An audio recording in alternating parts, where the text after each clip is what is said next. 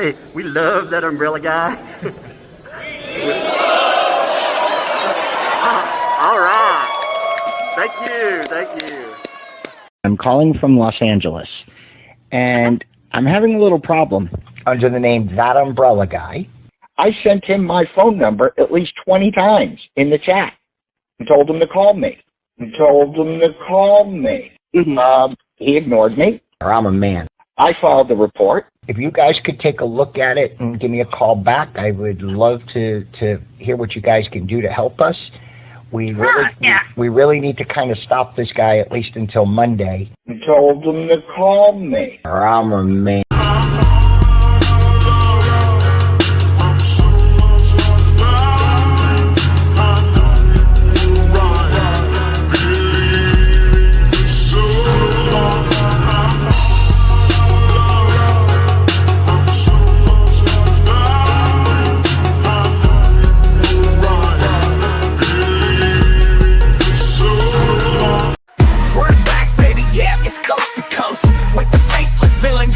Most cruising the whip, having fun times, masked up, supersizing a verbal drive-by. Speed dialing hair club from me, wondering if I snatch a wig if I'll buy it again. But this is bigger than lead press on hair, or I was spent sending emails no one reads because they don't care. Or the summary of your life goals, lit broken dreams and pockets filled with holes. Remember you begged saying you were a fan, like on the daily how you pretend to be a man. All because you didn't get your way, screaming out so because no one listened to what you say. Honestly, that's pathetic, and maybe I would have been a tad sympathetic. But you had to make this personal, hoping for a sudden career or life reversal, not knowing that all of the money in the world can't project the one thing you'll never have, and that's a modicum of respect. And apparently some folks haven't heard that targeting kids is a useless lawsuit for written words. That's an invitation to the wrecking ball, and like Pokemon, baby, you're gonna catch it all. And you're gonna catch them all. Yeah, you're gonna catch them all. And sure you'll drop some lines and pretend that they slap, but listening to you is like catching an E version of the clap. And we aren't talking applause, we're talking penicillin, pretending someone other than life is your arch villain. But keeping blaming your problems on the Hales and pretending that your tears will erase your fails, literally trying to boost your self-esteem by weaponizing an army of never was for your next live stream. Now go chase your ambulance, cause I'm out. Hey there, how's it going today?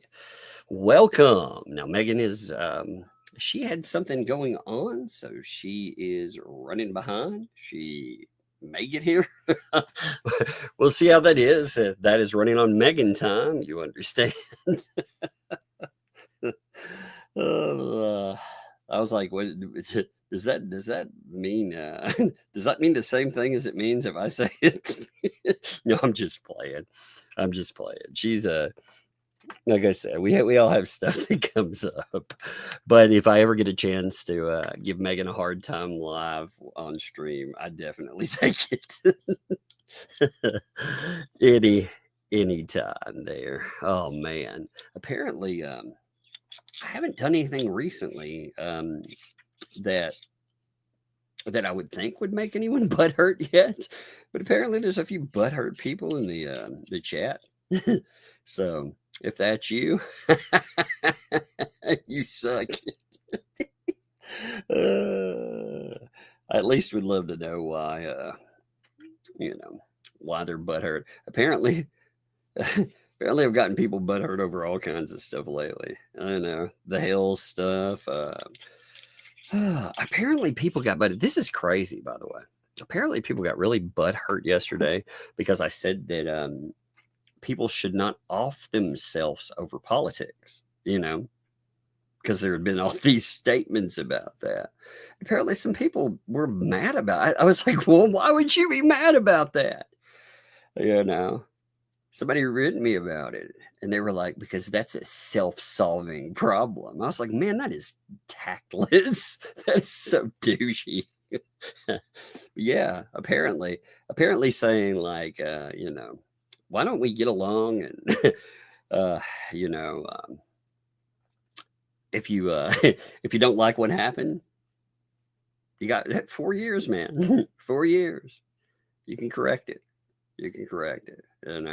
That's the way this stuff works.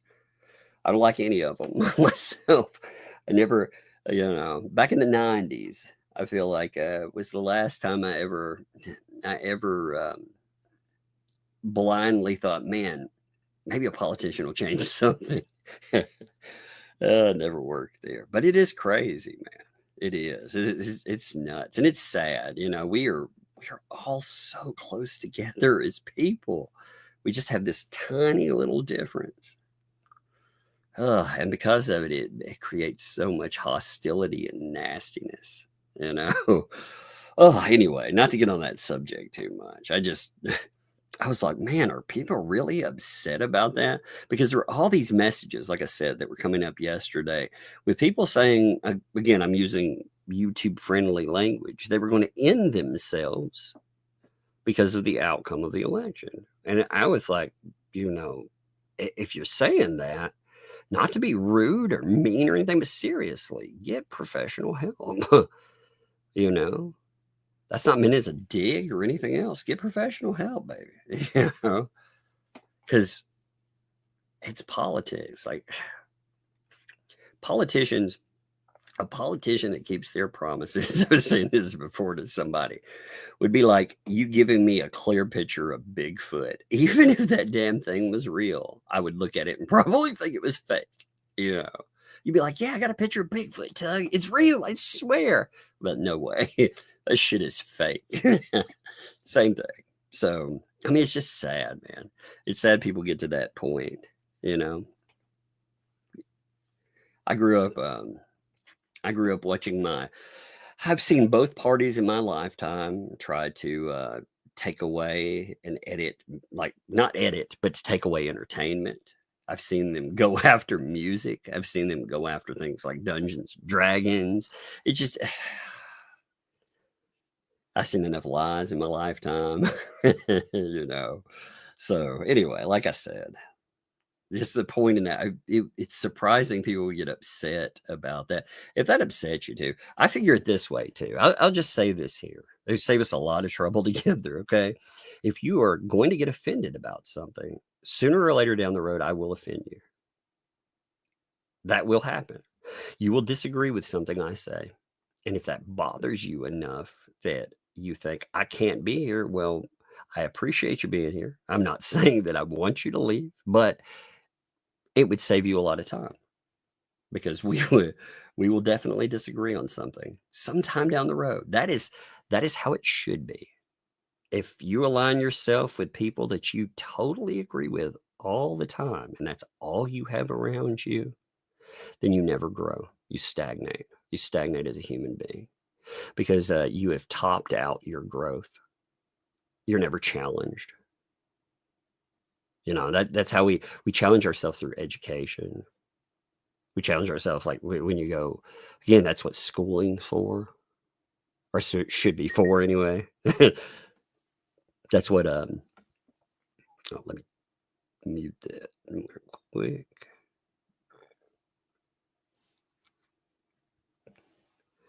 Give me 1 second.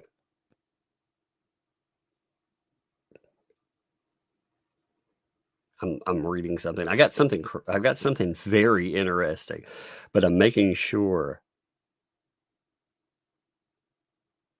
that you remember Jamie Johnson? Yeah, we're going to talk about some stuff with that today. Some new stuff. We're also going to talk about a few Brucey things. These are really fascinating things, like crazier things. And Shara. Yeah, Shara, Shara's making good on a little bit of what she said, saying that, she said, yeah. I mean, she is a keeper of, she's had access. So, there's certain things, again, I've not had these conversations. There's certain things I'm sure that she's probably been privy to that she'd have to be careful about. But there's certain things that are just wide open out there. And yeah, we got something today to go over with that. So that'll be fun. I think while we're talking about Jamie Johnson, here's the thing too. Okay. If you don't remember You remember the stolen RV? We'll actually watch that video. We never watched it before. We'll watch that today. But you remember the stolen RV that popped up at the What the Hales, in What the Hales video that was popped up across the road from them, at Preston's home? We've always taken Lynette's, her version of who that person is. And that's interesting. I never really thought about that till today when I was looking at something. I never thought about, again, we never have, like, I've never looked into that person. I wouldn't take Lynette or John Cook's word on anything. Absolutely nothing else. But for them that person to be a crackhead and the trailer thing and all of that, like that entire story, it kind of just got adopted. And that's interesting, isn't it? I just assumed that was correct. Why? It's just like the crackheads that were living in the sheds stealing stuff. Is that true? Were those people really crackheads, or maybe there was something else? Don't know. Don't really know. And again, I'm not saying they aren't. I don't know. But it's just fascinating that we haven't really found out stuff. I mean, there's an exchange here. Like maybe somebody fishing for information. Like, wouldn't it be interesting if say there was proof out there that Preston was fishing for information, wanting to use Jamie there as a way to go after Jeremy, and was trying to use Shara as an intermediary. That'd be really weird if there was proof of something like that, that was out there, right? I mean, that'd be really, really crazy. And oh, wait, there is. Oh, shit. In fact, fascinatingly enough, the PR people, the mouthpieces. See, this is the fascinating thing. Like, there's all these claims that pop up all the time about how Jeremy Hales has recruited all these fucking people and is a puppet master. Meanwhile, you have wonderful stuff like this. You have Michelle Preston, again, hitting up an intermediary like Shara, and you notice Shara's like, what the fuck? What do you want this from me for? Trying to weaponize Jamie there for her PR people. Huh. So like I said, as it keeps saying over and over again, PR is a mouthpiece for somebody, not a truth. They're a mouthpiece. They're out there just trying to continually wreck.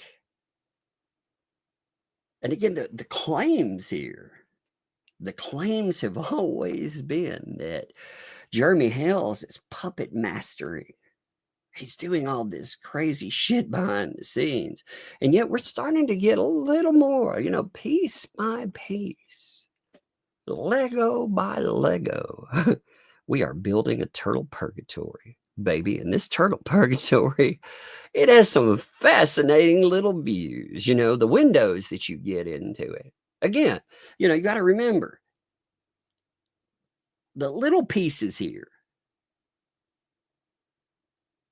by themselves, they may not look like as much, but when you consider the emails that you saw, again, we're not just talking about random conversations. I don't give a fuck about the random conversations, but I do give a fuck about conversations that are popping up where, again, a lawyer representing someone, when they're getting involved in stuff, that's interesting. By the way, this is here's a little piece. I'm going to bring this back up, but I do want to note something else that was coming up today. I also had somebody report this to me, and I'd like to see confirmation. And again, Brucey Bruce could clear this up on his own. You know, Bruce could just straight up clear this up for me. So the screenshot of him out there liking a post where it's talking about George and sickness, and it's got the laughing emoji, ha ha ha ha ha, that bullshit. Is Bruce actually claiming that his account was hacked? Is that true?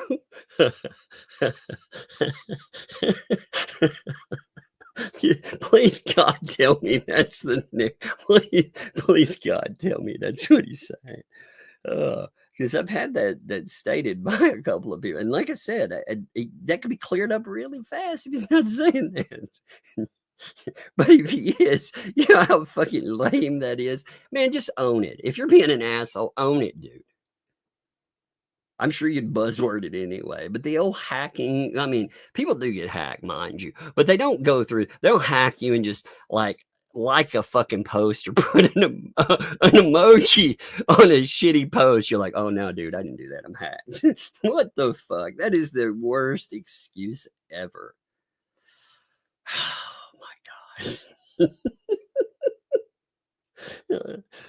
Oh, please, God, tell me that's true.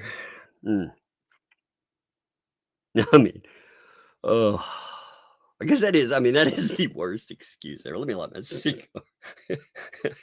I'm just going to sit here and laugh too much otherwise. Give me that. I mean, that's hilarious. Again, I'm not saying people don't get hacked. All right. But typically when you get hacked, people do all kinds of crazy shit on your account. They don't just go in and like stealth like something and then leave. That reminds me of the weird Laura Owens shit. Remember Laura Owens was like, I had my account hacked by this guy.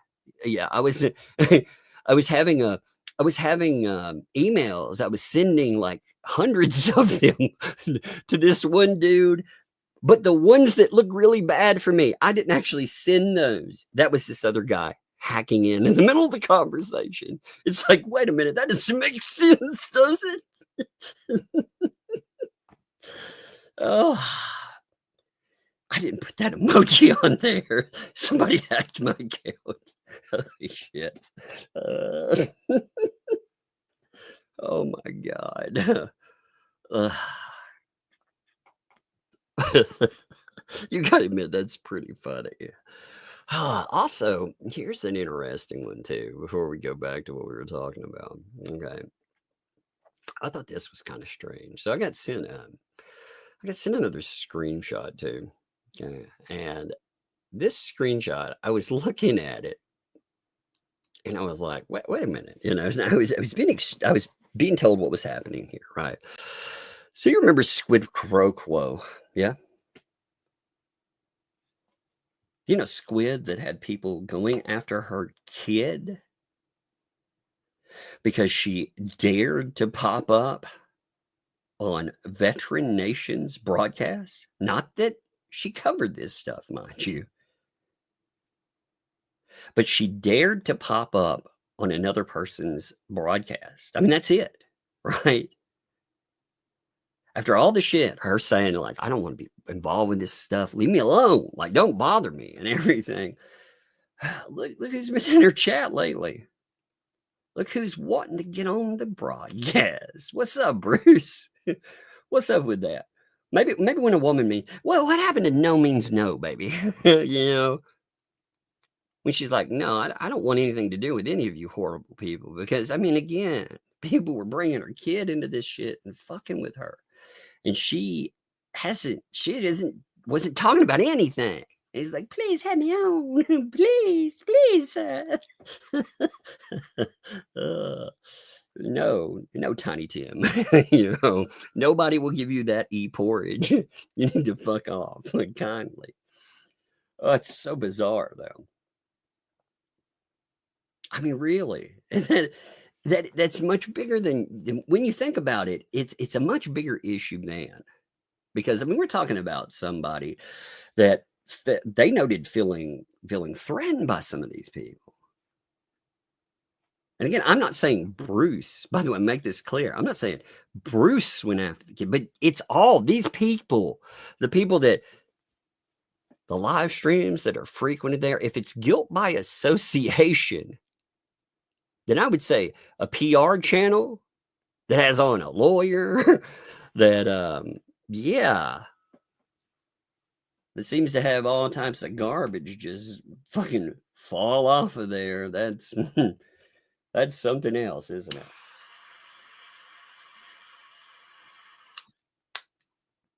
I just thought it was fascinating to see. Again, Squid Pro Quo, and I'll make this very clear. Let me clear my throat first. I want to be professional. I don't want to cough in the mic. All right, there we go. Sorry about that. Squid Pro Quo didn't, even if she was covering it, even if she was, she doesn't deserve to be harassed. You know. Now, if she's inviting him on and wants to debate him, actually, there she is. I'd love to. Oh, look at this statement here. Check it out. Give me a second here. Come on, Squid. What's up, Squid? Is Squid. Thank you, Tug. Actually, I invited him because I want him to talk his crap to my face and explain himself. What's the matter then, Bruce? So it's interesting. Like I said, Squid here was being harassed. It bothered me a lot to see. Like this type of stuff really bothers me. Because again, it's guilt by association. Like I have a lot of people that would randomly come on my channel, for example, right? If I'm covering, if I cover something different and I have a guest on, that guest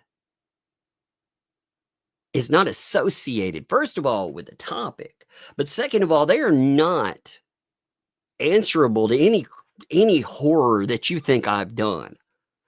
You don't go out and, first of all, even the minimum, you know how people like to, this day and age, people like to try to cancel a fool, right? You don't come in and try to cancel them for something. But this was worse than that. Because again, they targeted Squid. Again, guilt by association, not covering or anything else. But they targeted Squid and family. That's disgusting. It's very nasty. So Bruce Boy's popping up there. I mean, I'm surprised he hasn't come on with you. Come on, Cow. I mean, come on, Cow. I mean, Bruce. I almost say coward twice. I'm sorry. That was in the super chat. That wasn't my thought on you at all. He says he wants to. He haunts people's chats. He goes in and he likes to pop up there, and he likes to talk from the bleachers. But when he's given the floor, he doesn't want to take that. He don't want to take the opportunity to explain to the lady that was like, no, leave me alone. I don't want to talk that trash there. Ask him if he does go on. Like, ask him point blank for me, please, about the. I want to know two things. If he does actually end up coming on for some reason, first of all, I'll give you a caution. Okay, keep the mute button close at hand and the kick button close at hand. And the reason I say that is because I'm not saying he's ever done this, but I do not trust adversarial people. Because adversarial people, one of the things that they can try to do, and I've seen this happen before, is people go on your channel and they'll say something terrible. You know, they'll talk about a certain 1940s monster / world leader. You know who I'm talking about. They'll say something about that nasty fucking stuff and try to get you banned. I've seen some pretty horrible things, you know, that are thrown in there with that. The reason I said it that way, too, I'm not afraid to say the word Hitler, but I don't want to add the other statement behind it and have it clipped out of context. Look, he said this. Like, no, that's not what I said. I could give you an example of, but you know what I'm saying. Like people are going on, and I've seen people try to get folks banned. Okay, words aren't the only way that people try to get you banned either. They may try to pull up an inappropriate image, and you're the one that pays for it. They don't. You know, it'll ban your stream and potentially your channel. So you have to be very careful with that kind of stuff. Now, would that make are you eligible to sue them? Sure. But, you know, you may have to get in line because the way things are going these days, I mean, who knows? Who knows? Oh my God. But yeah, Squid, like I don't, it's what's fascinating about all of this too. You know, I don't know a lot of the people or channels that interact with folks or cover other, you know, I may miss them in that. That doesn't mean anything about them pro or con. I may not know them, but you know, I find it disgusting when guilt by association is utilized. And especially when the tactic comes up, they know like they can't target like Squid directly. So how do you target somebody? Well, they go at something that you care about. I've seen that in my life plenty of times, dealing with YouTube and stupid. I've seen it so many times. If you're just tuning in, by the way, like I said, Megan, she had something come up. She said that she's running behind. She will definitely try to make it. I don't know. She had an emergency come up. We have those in life. You know, that happened right probably about 30 minutes before. Again, she's okay and everything, by the way. I'm not saying that she's, you know, has an issue, because obviously she's not going to pop in. Oh no, she's had an issue. She needs to go to the hospital, but she'll try to make it later. That would make sense. Although I do have to say, so I guess with that, when I first, when I was in my first year of live streaming and stuff, you know, the algorithm is such a beast that in the first 2 years, you don't take very much off if you want to grow your channel, right? If you want to get a certain thing. So I had my gallbladder removed. The night of the removal of my gallbladder, I live streamed, which was a pretty funny stream, you know, because after that they dope you up when you're on the table, you know, but they give you something to take home. So I was pretty loopy that night. It was a pretty funny live stream. That's dedication. There's even a song, by the way, if you want to look that up. There's a song from back in the day. It's called The Umbrella Man Can. Who can make a live stream? Oh, it's pretty good. But it talks about that. That got me thinking about it the other day. I was thinking about that. I was like, you know, I live streamed when I had my gallbladder removed.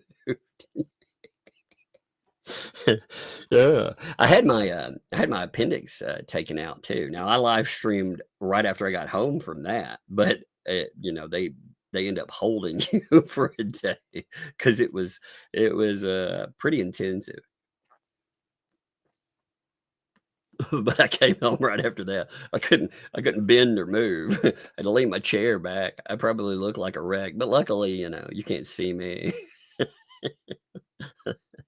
That's dedication to your craft, baby. But you know, I like this. This is my therapy. Sometimes laughing and stupid. Let me hit a couple of super chats while we're here, real quick. Let's see what's going on today. That's it. Thanks for the two. Let's ever go. Indeed. Yeah, baby. Yeah, baby. Thank you. OMG Aggie. I always love that name, by the way. Thanks for the 5. For Megan or Larry? I wish I could give more, but I got poor people problems. Did you mean that for Larry, or did you call me Larry? Oh, you have found out my secret. I'm actually no, I don't even sound like Larry. Larry, it's fascinating to me. When Larry first told me that he was from Kentucky, I was like, you're kidding me, right? You can't be from Kentucky, can you? He told me, about how he got there. I was like, oh, okay. Okay. I'm for Tennessee. We're next door state neighbors. So my cigar keeps going out. Puggy Bob, thanks for the 2 there. Some people, there's gonna be a YouTube aside. Yeah, some people turn that channel off for sure. That's kind of, I think actually here's the best thing. That's going with the again, what we were talking about at the beginning with people saying everything recently is getting to them so much that they're thinking about ending themselves. Again, professional help for real, seriously. Like no meanness meant, but also disconnect from places like Twitter for a little while. If you find your mental health from any of these subjects, I don't just mean that, I mean anything. If you find your mental health is being destroyed by a subject, set that subject aside. No reason to have that problem, right? None at all. OMG Aggie too. Oh my God, Tug, offend me, please. I promise to stay. That reminds me of like when Ricardo back in the day would do like his shaming of people, people that ask to be shamed. Like fat shame it, please. I've never gotten that. I get that on like an individual basis. You elementary school insult people, but man, I said I'm not some tip top athlete. I mean, Jesus, maybe this is TMI, but like dating wise, I don't like a real thin person myself. So, I've never understood like going after what people go after and think you're talking about everyone. No, they're elementary school insults. I've never understood like, people taking them so badly. What's up, Wanda too? Thanks for the 20 there. Tug, please offend me because you're stuck with me. Apparently, I offended a lot of people yesterday by saying that. Do you realize that just the little statement at the beginning of the stream talking about, I said, with election stuff, I said either congratulations or condolences, depending. Now, I did talk about on Twitter, I did make some comments. Of course, you're allowed to have it, and you can leave anything you want. But it's amazing that right there for a live stream offended enough people that 140 people, and I won't put them up because people note this in good faith, but I'll say this, instead of writing a response, because I don't want to argue about this stupid stuff, man. They're politicians. They don't deliver. They very rarely do. If one does, awesome. But man, again, it's politics. It's sad that is the biggest divider of people. It's sad that you can't even tell people like, please get professional help if you're thinking about harming yourself over politics. If you're thinking about, and I mean, I saw a video, 10 minutes worth of tweets showing that 10 minutes. Now, some people would be attention seeking, but some people for real.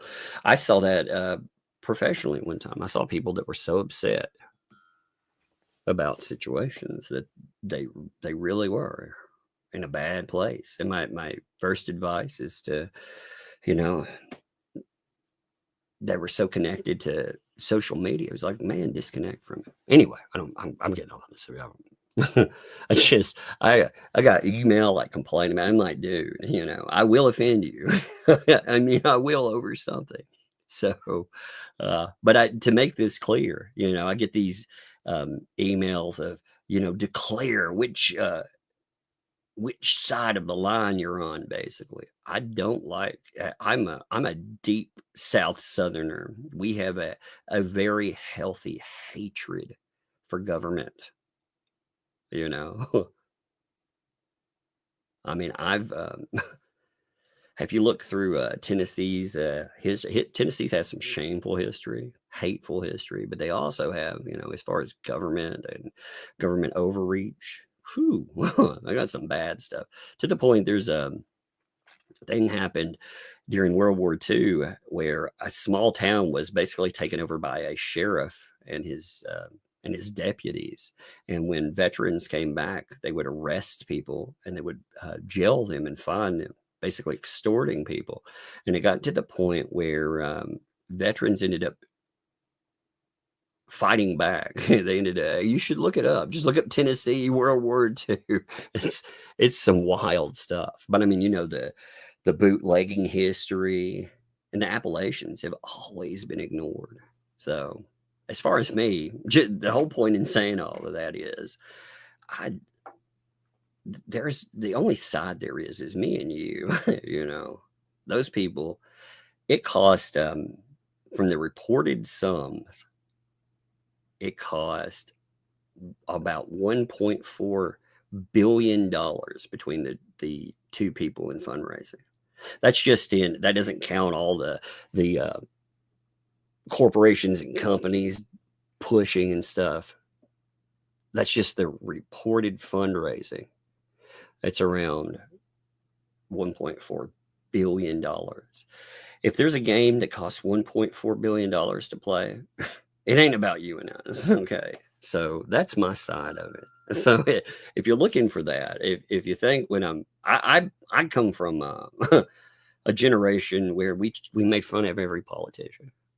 We make fun of them, and we make fun of people too, and some people did personalize it. I mean, my God, but they should all be fair game. We should laugh at them. We should hold them accountable. Anyway, that's my spiel. So that's my side. My side is you and I are on the same side as people.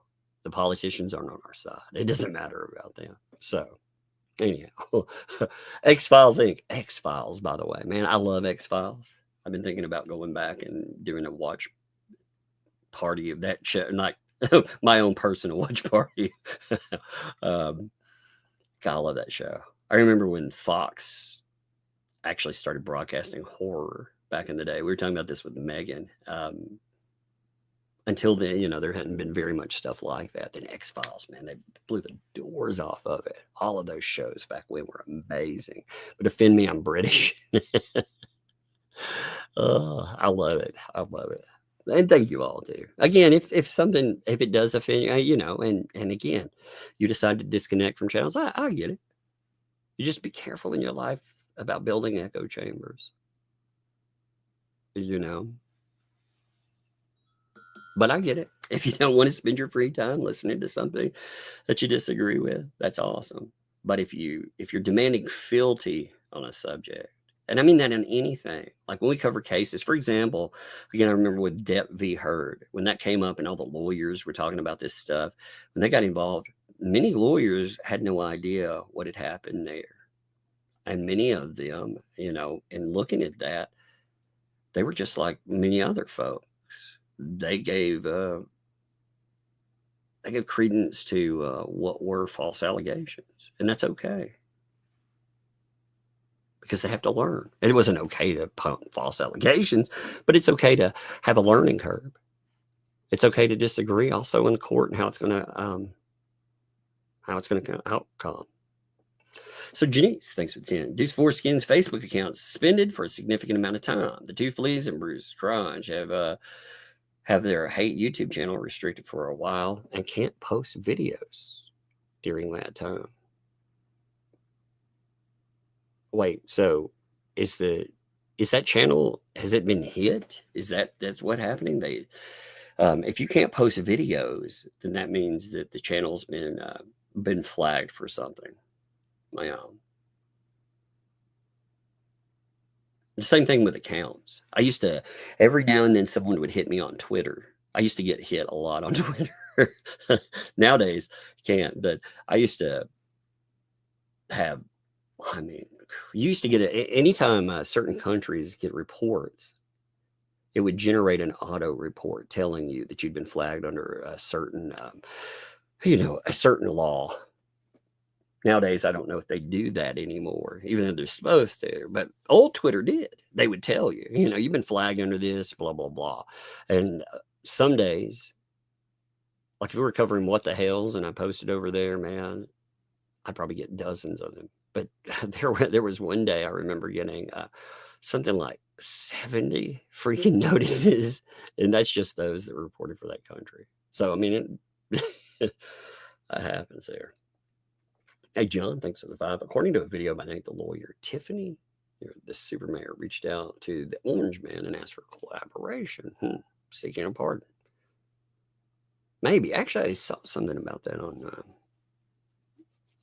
I don't know. Like for me, okay, just to be clear, I don't keep up with a lot of blow by blow or play by play with a lot of politicians. The politicians I keep up with are the ones that I think actually might do something, and that's local politicians. The further out, the higher up they go, they thin out. You get further and further away from the people, like here, if we have a local politician, an alderman or whatever, like those people, you can reach them. Our mayor or something. I can call their office, and if you have a problem, you can influence that. When you get to our state representatives, though, there's one, our main state representative in this county. You can't get them. That's the only representative, interestingly, in Tennessee that I can't get. And I know this because I wanted to. There's a change that I think should happen in Tennessee, and I've been advocating for this. I found this out. I found this out by being in court myself, and I think this is really a terrible thing. Again, I'm not tying this to myself. I'm just saying that this happens. So did you realize that under state law, depending on the state, that a victim of DV may have to pay alimony? Did you realize that? That unless it's a felony, that they may have to do that. Now, I saw that when I was going through the courts. I'm not saying, again, I personally experienced. I'm saying I saw that happening. You'd see other cases and stuff, and you would see like horrible cases that would come in. And what is not a felony, by the way? A person could take a cigarette to a human being. That's not a felony. Okay, I mean, we're talking about some pretty horrible stuff. And they also have these different laws that forgive horrible things that happen. And in the state, I was like, that's wrong. That shouldn't happen. So the point I'm making in this is I called a bunch of representatives in Tennessee. I'm like, look, I'm advocating for a change for this. I want to know how to do it. I want to know exactly who I have to contact. So you have two people you have to contact in the state of Tennessee. You have a representative that is over your county, and you also have a representative that basically there's a committee that is over law changes, governance. But the first person you have to hit is, again, that representative. So I called their office dozens of times. They're the only office here. I'm not going to say who they are yet because I'm actually going to go to one of their functions. They have a function here in the next couple of months, and I'm going to ask them directly about this. Why can't I get a hold of you? Because again, I'm doing this and I'm doing this. I'm not complaining about it. I'm actually asking for something, to be addressed. And there's no way to get a hold of anybody. Every other person in this state has a receptionist. They have a staff that you can talk to. And you can get them to call you back, or if they're not in there right away. This specific Tennessee politician, no staff, always an answering machine. I've tried dozens of times and over months and nothing happens. But I think that's wrong. Like I said, you can't profit off of any other crime, but crimes against another person that you live with, you can, and that's wrong. That should not be It should not be in law. And a lot of people don't realize that, So again, I think that's something that should change. And again, I'm advocating for that change. I'm going to use my platform to advocate for change for that. But again, that doesn't also, I'm making this clear, that doesn't tie into my regular life. I'm not saying that, okay? Yeah, I'm not accusing people that don't think that I'm saying that in there. I just learned that from watching court cases go through. And it was horrible. Like a couple of cases, you see stuff go through while you're waiting for your case. And seeing that, it's shocking to know that offenders that have been convicted of horrible crimes still get a payday monthly from their victims. That's terrible stuff.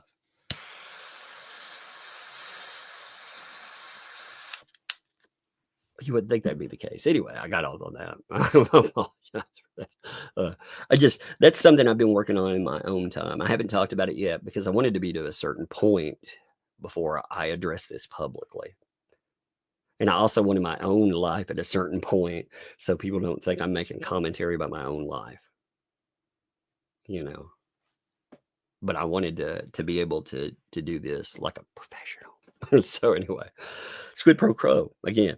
So thanks for the fun there. Thank you, Tongue. Actually, I invited him again, talking about Bruce, because I wanted him to talk his crap to my face and explain himself, but he never would come on because he's a coward. Well, there's your call out, Bruce. So Bruce, if you see that, get on there.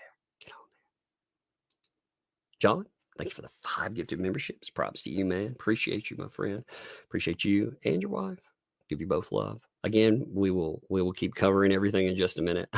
I'm taking a moment to. Thank you, John, man. I very much appreciate you.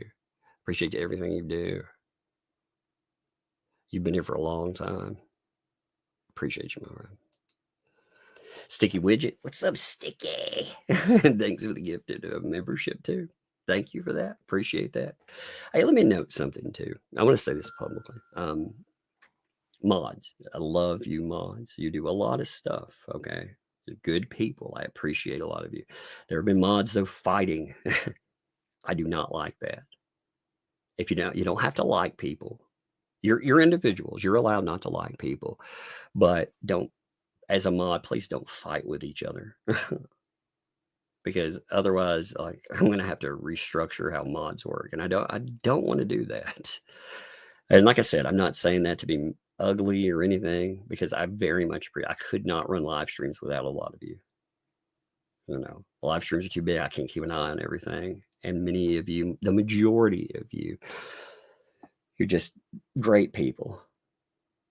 And even people that don't like each other, you're great people too. But don't, again, we're all adults, man. We don't need that. So please. I've addressed that on like Twitter here and there. And again, when I say that, please no speculation on who I'm talking to or anything like that. Like, I don't want it to stir up anything. I want it to end things. I'm saying that, it's not healthy. And again, I do appreciate you all. That's why I don't want to change things, because when I do, I don't want mods to be quote unquote professional. I just want to give people a wrench and be like, yo, do your thing. If you're here, I appreciate the shit out of you. Yeah. So, John, thanks for the 2 there too. Justice for Peanut and Fred. Yes, indeed. Indeed. There's not been anything really new that I saw throughout noon. Now, I haven't checked the back end of the day, but I will check up on that and see if there's anything else later on. Sticky Widget also, thanks for the 1 month there. Megalodon is streaming on Mads Gold. Oh my God, could you imagine? That would be crazy. Reese Greer, thank you for the membership. Thank you. Welcome. Thank you for the membership. Welcome to Tugs Thugs. Appreciate you. Thank you. Let's look at this, okay? Let's look at something before. I'll get some more super chats in just a second, because I don't want to sit here this whole time looking at. I know, I actually love just talking, but I do want to bring this up, okay? So let me pull this here. Give me 1 minute.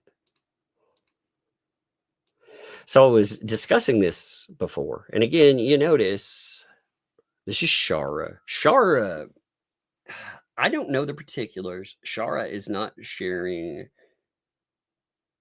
everything out there. I've not really had conversations with Shara that much, but I can tell from what I glean. And she made another comment too. I want to pull this up. Somebody posted it, but I do get the fact Shara was a believer. She was a believer in these people. Okay. Like you can hate her for something that you've seen there or whatever. That's okay. But you got to understand some people. Here's the thing. I want to say two things on that though. Number one, and trust. You don't have to trust anybody. Okay. But I do want to say, number one, we can be wrong. People can be wrong. There has to be a road to quote unquote redemption. If you see a problem, like, when people bring up something and the way that that's been talked about by Lynette, some people would wholeheartedly believe that. Oh my God. Like, look at her claims. This guy over here is doing these horrible things. He's got this monster channel. And look at me. I'm in her buzzwords. And look at what he's doing to my family. When you look closer, though, in my belief, I've told you what I think about this. That's from digging deeper and deeper. Now, Shara talked about how, she talked about publicly, I say, not privately. I want to make that clear. I'm not talking about a private conversation. I'm talking about a public conversation, where she's just addressed everyone, not specifically myself, just everyone. I don't actually think we've ever had, I did comment on one thing. I do have you will see me pop up. It's like, I have a Facebook account. I think it's TAD guy, GUI. I think that's my Facebook account. I can't remember. I don't use Facebook much. I just use it to watch this case right now. If you follow that account, that's fine, but it doesn't really post anything. But in one of the I've commented a couple times. I commented on one of her items. Okay. But looking at everything she's discussed there, she talked about how she was begged onto the case. She 100% believed Lynette. She believed everything that was said there. She believed things about, everyone that was associated there. But then she saw some things that disturbed her. She mentioned those. And apparently there were issues that happened more than once, according to the way like she's posted. She left and then she was asked back or begged back, she said. And that happened multiple times. That's what she said. Her problem, she said, is she gave money to help with something. That money was not taken to the right place. And, I get the feeling there's a lot more. Now, this screenshot, like I said, you can see Shara. This is definitely her, by the way. This is legit. This isn't some fake screenshot or anything like that, just to make that clear. And you can see who's communicating here. She reaches out in August. We're not talking about that long ago, But reaches out in August saying, hey, Shara, is Jamie. Again, remember Jamie Johnson. Why is Jamie hiding out? The girls want to chat with her. The girls. Now, apparently, Shara didn't know who that is. And when I first saw this, too, I was like, who the fuck are the girls? I thought at first when I read this, I read it really quick, like bam, bam, bam. And I thought it said the girl. Like, I thought they were talking about kid, Okay, sure. The little kid wants to talk. Maybe she knows her. So I don't know. Right. But when I look back at it, again, I glanced it. And this does get answered. You can see that. I thought that part was telling, though. The girls want to chat with her. The girls. The way that that's stated, again, remember, they've said before that they are the PR mouthpiece for Lynette Preston. They've made it clear, abundantly clear. They are a PR outlet. Apparently, that goes two ways. Again, and it disturbs me when I see stuff like what we're talking about right here. For a couple of things. Well, really for three things. Number one, people look at the quote-unquote reports you see, and they don't recognize a lot of people that what's being done there is PR. It's not covering something. Like I said, I have my own opinions on stuff. But I'm not a representative or a mouthpiece for anybody. In fact, if you told me I had to be, I would be pissed. I am not the type of person that takes well to people telling me what I have to do. I don't like anybody telling me that. And I'm not had that. I've never once had Jeremy Hales or anyone associated with Jeremy Hales tell me what to do. Ever.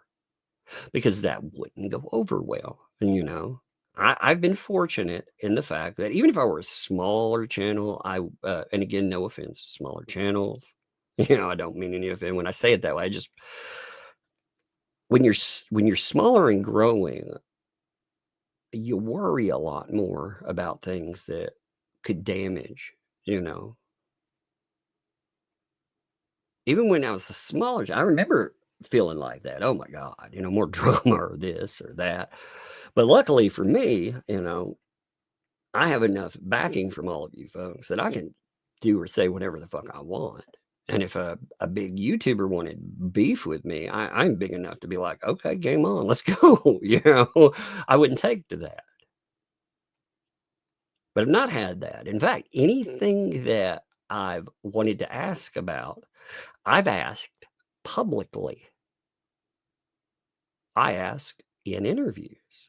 And again, I realize why they don't want to do this, but I've also extended that same courtesy to Lynette Preston.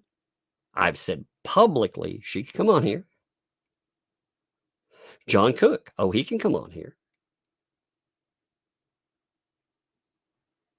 Now, I won't let Bruce on here. I will not let their lawyer on here, but that's because of the way he has comported himself. I do not feel like I'm not obligated to do that either, but I wouldn't let him on my channel. Also because it makes him mad. But I've extended the same courtesy to them if they'd like that. Now, I understand they're being sued and probably do not want to talk about that stuff live. They do, however, have people, when you're referring to people as the quote-unquote the girls, you are addressing subjects. You're talking to people and telling them what and how to address, right? They're networking. It's the thing that they're saying that Jeremy Hales does. And I find that disturbing. So, say the girls. And Char's like, what? What girls? I don't know what you're talking about here. Like, what the heck? Because, this pops out of nowhere. Like, what's going on with this? What the heck's here? And, well, you see the two Lees are brought up. The girls, that's the broadcast. Oh,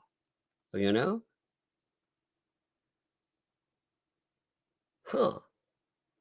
Now, what, for, and where is all of this being discussed without me? Because she's like, I'm not involved in that. That statement makes this clear too,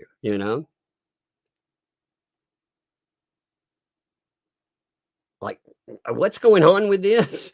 Where is this being talked about? Like, what's happening without me? Now, and we've seen from her public statements, again, I don't know the details. I don't know. I would love to know the sort of details about why exactly there is a rift there. I would like to know it, first of all, just for my own interest. But I also, again, it gives you a glimpse behind what's going on with this case. And again, PR, not just, again, like a regular channel out there. Like you notice, for channel-wise, like when I'm talking about that, I very rarely mention many other channels that are associated because they're allowed to have opinions. They are 100%. You don't have to like anybody. You don't have to agree on cases. That's your prerogative, you know, and you can disagree. Now, I may mention some disagreement. Now, I've mentioned some the nastiness that's been pointed, of course, but the other stuff, who cares? I have, however, mentioned PR. So she asks, like, where's that going on? Jeremy's talking about her on videos. I was like, huh. So Jeremy's talking about her on video. So they want to, behind the scenes, they want to get together. They want to pull her in, and hopefully they can get her to say whatever, I'm sure. Now, I don't think I'm going out on a limb here when I'm saying that. I don't think, after some of the statements that I've seen, that that person would probably, I don't think they would be happy with Lynette Preston. There have been some, there have been some very interesting statements out there. Statements about them. Statements that, again, when these have been brought up, I don't know this person from anyone. Now, again, they have anything that's going on with the police or anything else. We've seen what's happened with some of that, because there's a video of it. But as far as explanation for anything, and again, I'm not saying any of it's correct or incorrect. I don't know. But the person that has explained a lot of that to us was a person that I don't trust. just point blank. You know, the Lynette Preston, she's made a lot of statements. She's made the same statements about many people. In fact, I got thinking about this. You know, she's claimed a lot of people are crackheads and they're this or that. Do you know that for sure? You know, like it's just it's been adopted, the little people in the walls, all of that stuff. I mean, I'm sure. Yeah, I'm sure that they, again, would not appreciate that. But the other people, you remember the quote unquote crackheads that were living out in the sheds? Supposedly they had been brought on to do work, and they supposedly stole things and everything else. Now, when we're talking about that, you know, again, we're always told we have to take her at her word. So, okay, she had crackheads on her property. That's not good. But are they really crackheads? Were they? I mean, who knows? Who knows? It's just kind of become part of the lore of that. Yes, indeed. Certain people were crackheads. They were these horrible freaking folks. And that just proves something. Well, maybe it's like many other people. How many people have been accused of horrible things? Pretty much everyone. Everyone that has been around that. And I don't know. I don't know about like theft of a tortoise. Like, yeah, I can't even conceptualize the idea of stealing a, like, why would you steal one? You know, what are you going to do with it? You gonna ride? Now for me, like I said, if I could find one big enough, I would love to ride a tortoise around. That would be awesome. I mean, if it were, I have this dream. I used to have this dream, and it would pop up every now and then. And I kind of loved it. I love having horror dreams, by the way. I'll just note this. So if I talk about like having a bad dream or a horror dream, I actually like that. And the reason I say that is because it's like a interactive horror movie. I don't get hurt. It may scare me or whatever when I'm in it. But when I wake up, man, I'm like, whoa, that was crazy, right? Well, I kept having this one dream about owning a giant tortoise. And this giant tortoise, I would ride around on its back. Give me 1 minute.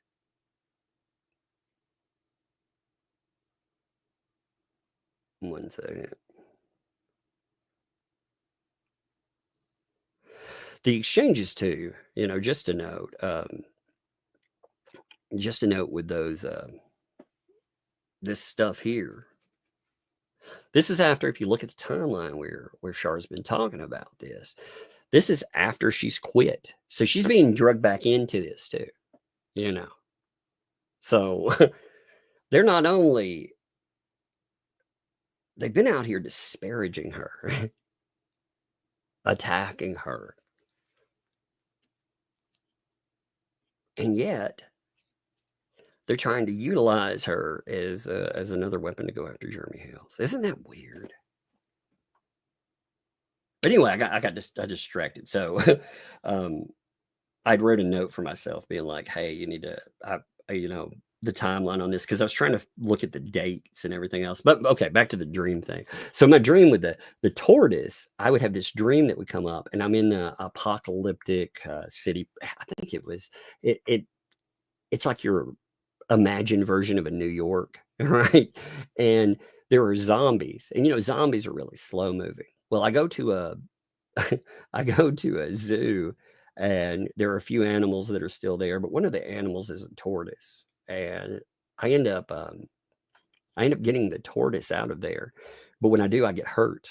I hurt my leg, and I can't walk very well. So I climb up on the back of the tortoise, and it rides me around in the zombie apocalypse. And that's awesome. And so every time I think about, man, they stole a tortoise. Why would they do that? Well, for me,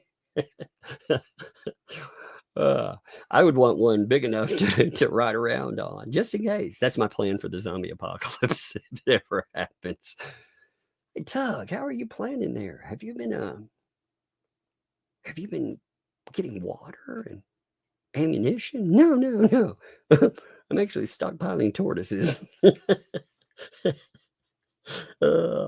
Awesome dream, stupid dream, but awesome dream. So anytime I think about people again stealing tortoises, but I can't for the life of me figure out why you would steal tortoises. Oh man, I love it though. Give me a second here. But yeah, I mean, isn't it? Oh man, I still got a super chat pulled up on the screen too. I do appreciate the membership on that, but I left your super stuck up there. Give me 1 minute. Thank you. I when I'm looking at something, I don't look at if you've never seen how the broadcast set up, most of us use this app called StreamYards. And you can check the control panel, but I can't read everything on this tiny. It has a tiny display unless I full screen everything, and I can't check everything and move it around if it is. So I read the messages. I read them off the original. Wow. So sometimes, if I have something parked there, I may not realize it's there. Give me 1 second. I got two of these open. Let me close one of these out.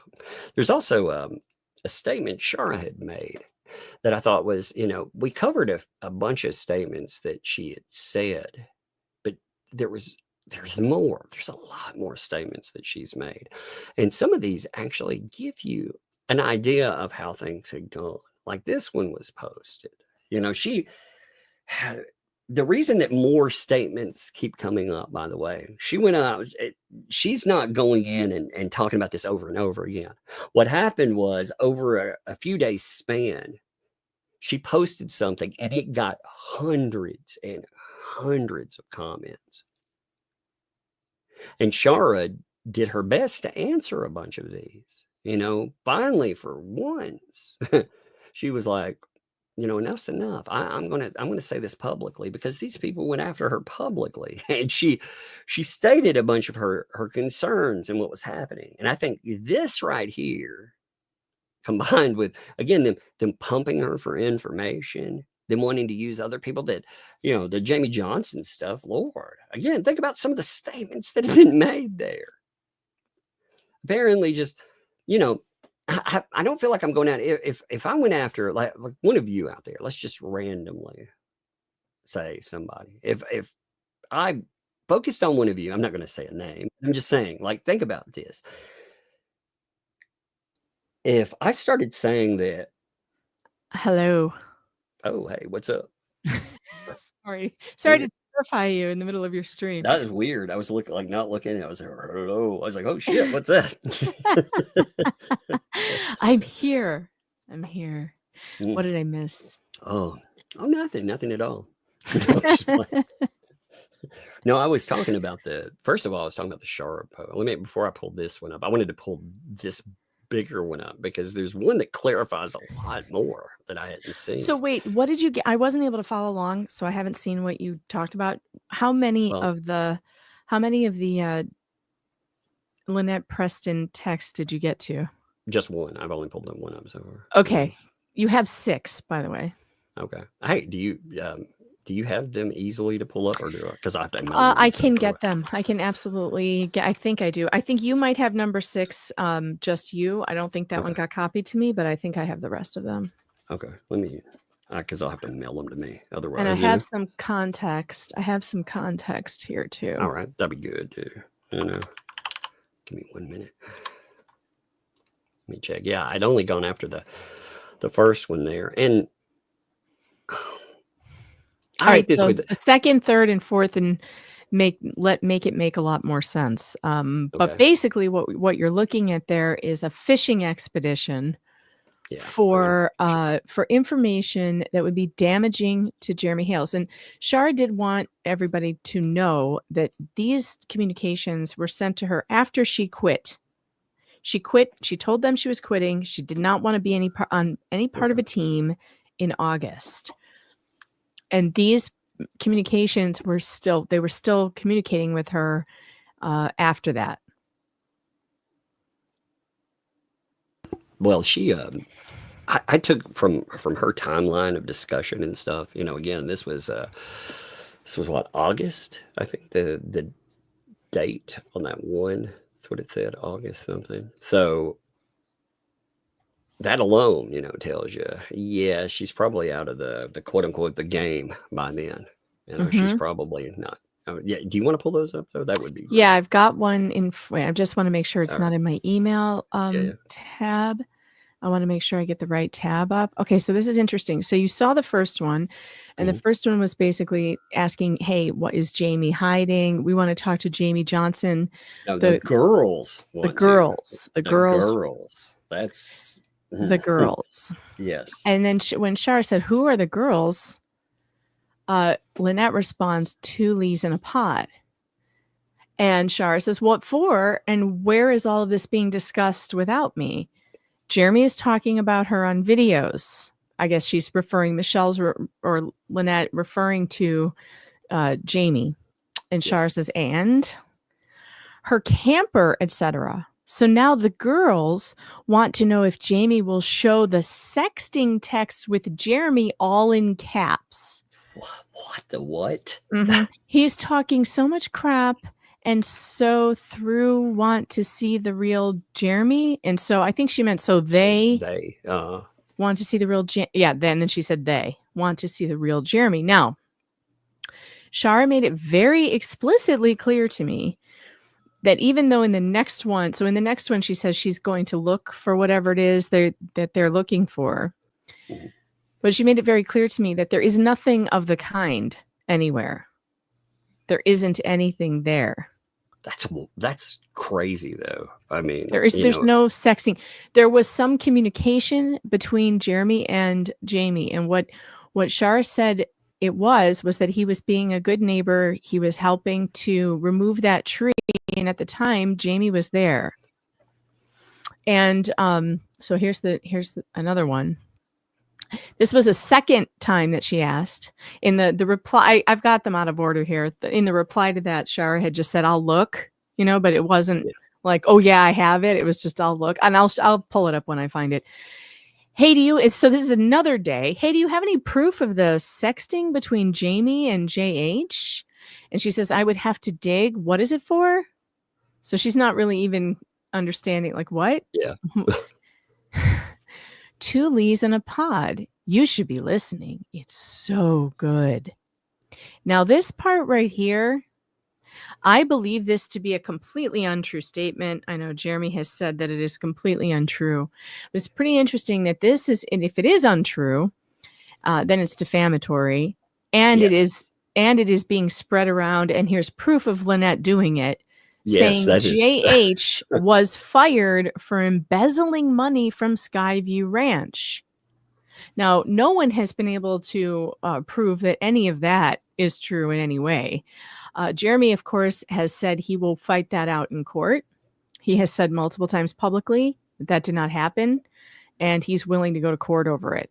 But here we have proof that Lynette is spreading this rumor around. And Shara replied, what are they discussing and how long have they been on? Lynette says, since 10, Jeremy, other YouTubers, just go on there and listen.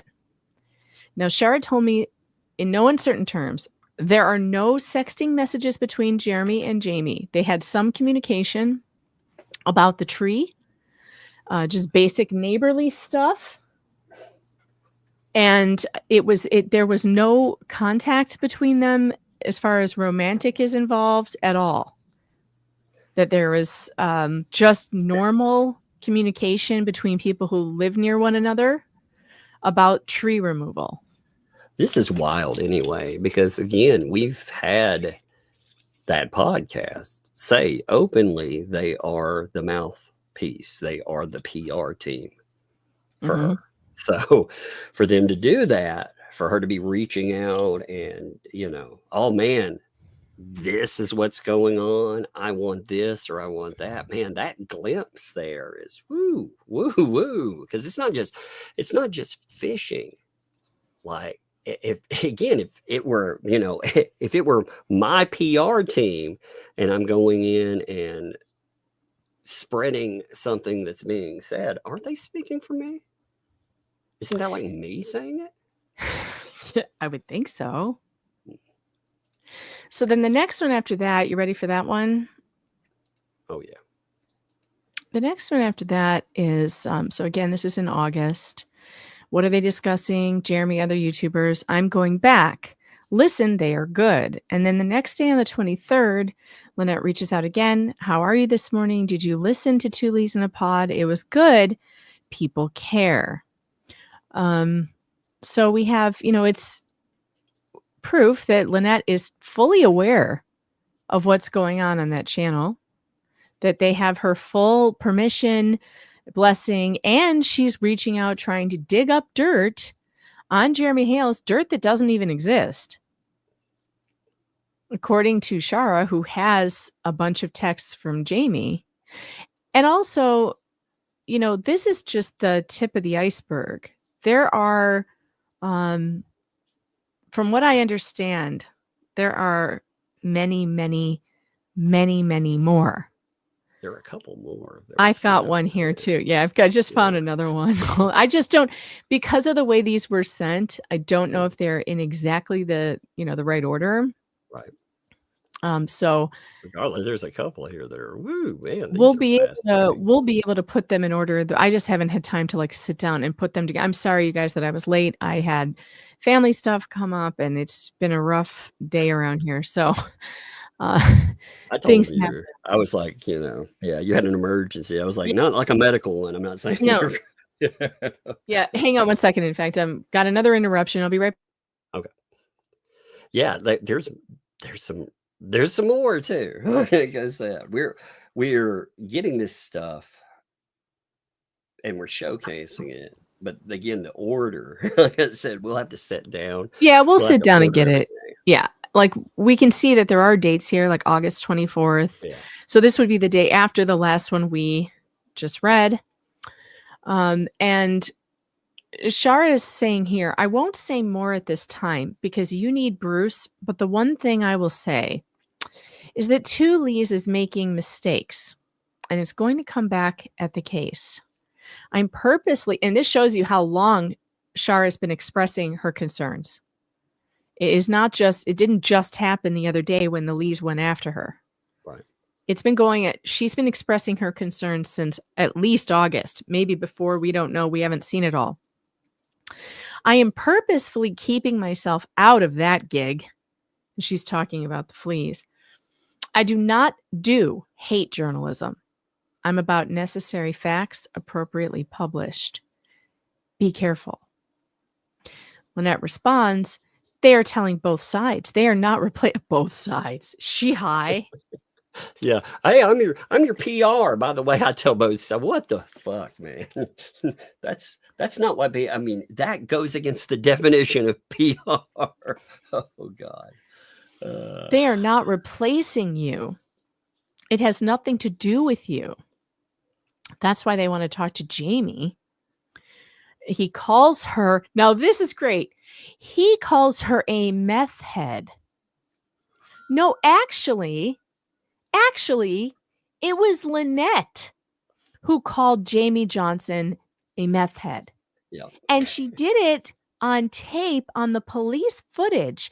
And that's where Jeremy got his information, was from Lynette's own mouth. And by the way, repeating what Lynette says, I mean, we're told two different things. We're supposed to believe everything Lynette says because she's allegedly not a liar and she always tells the truth, and she's a poor disabled woman, and she's being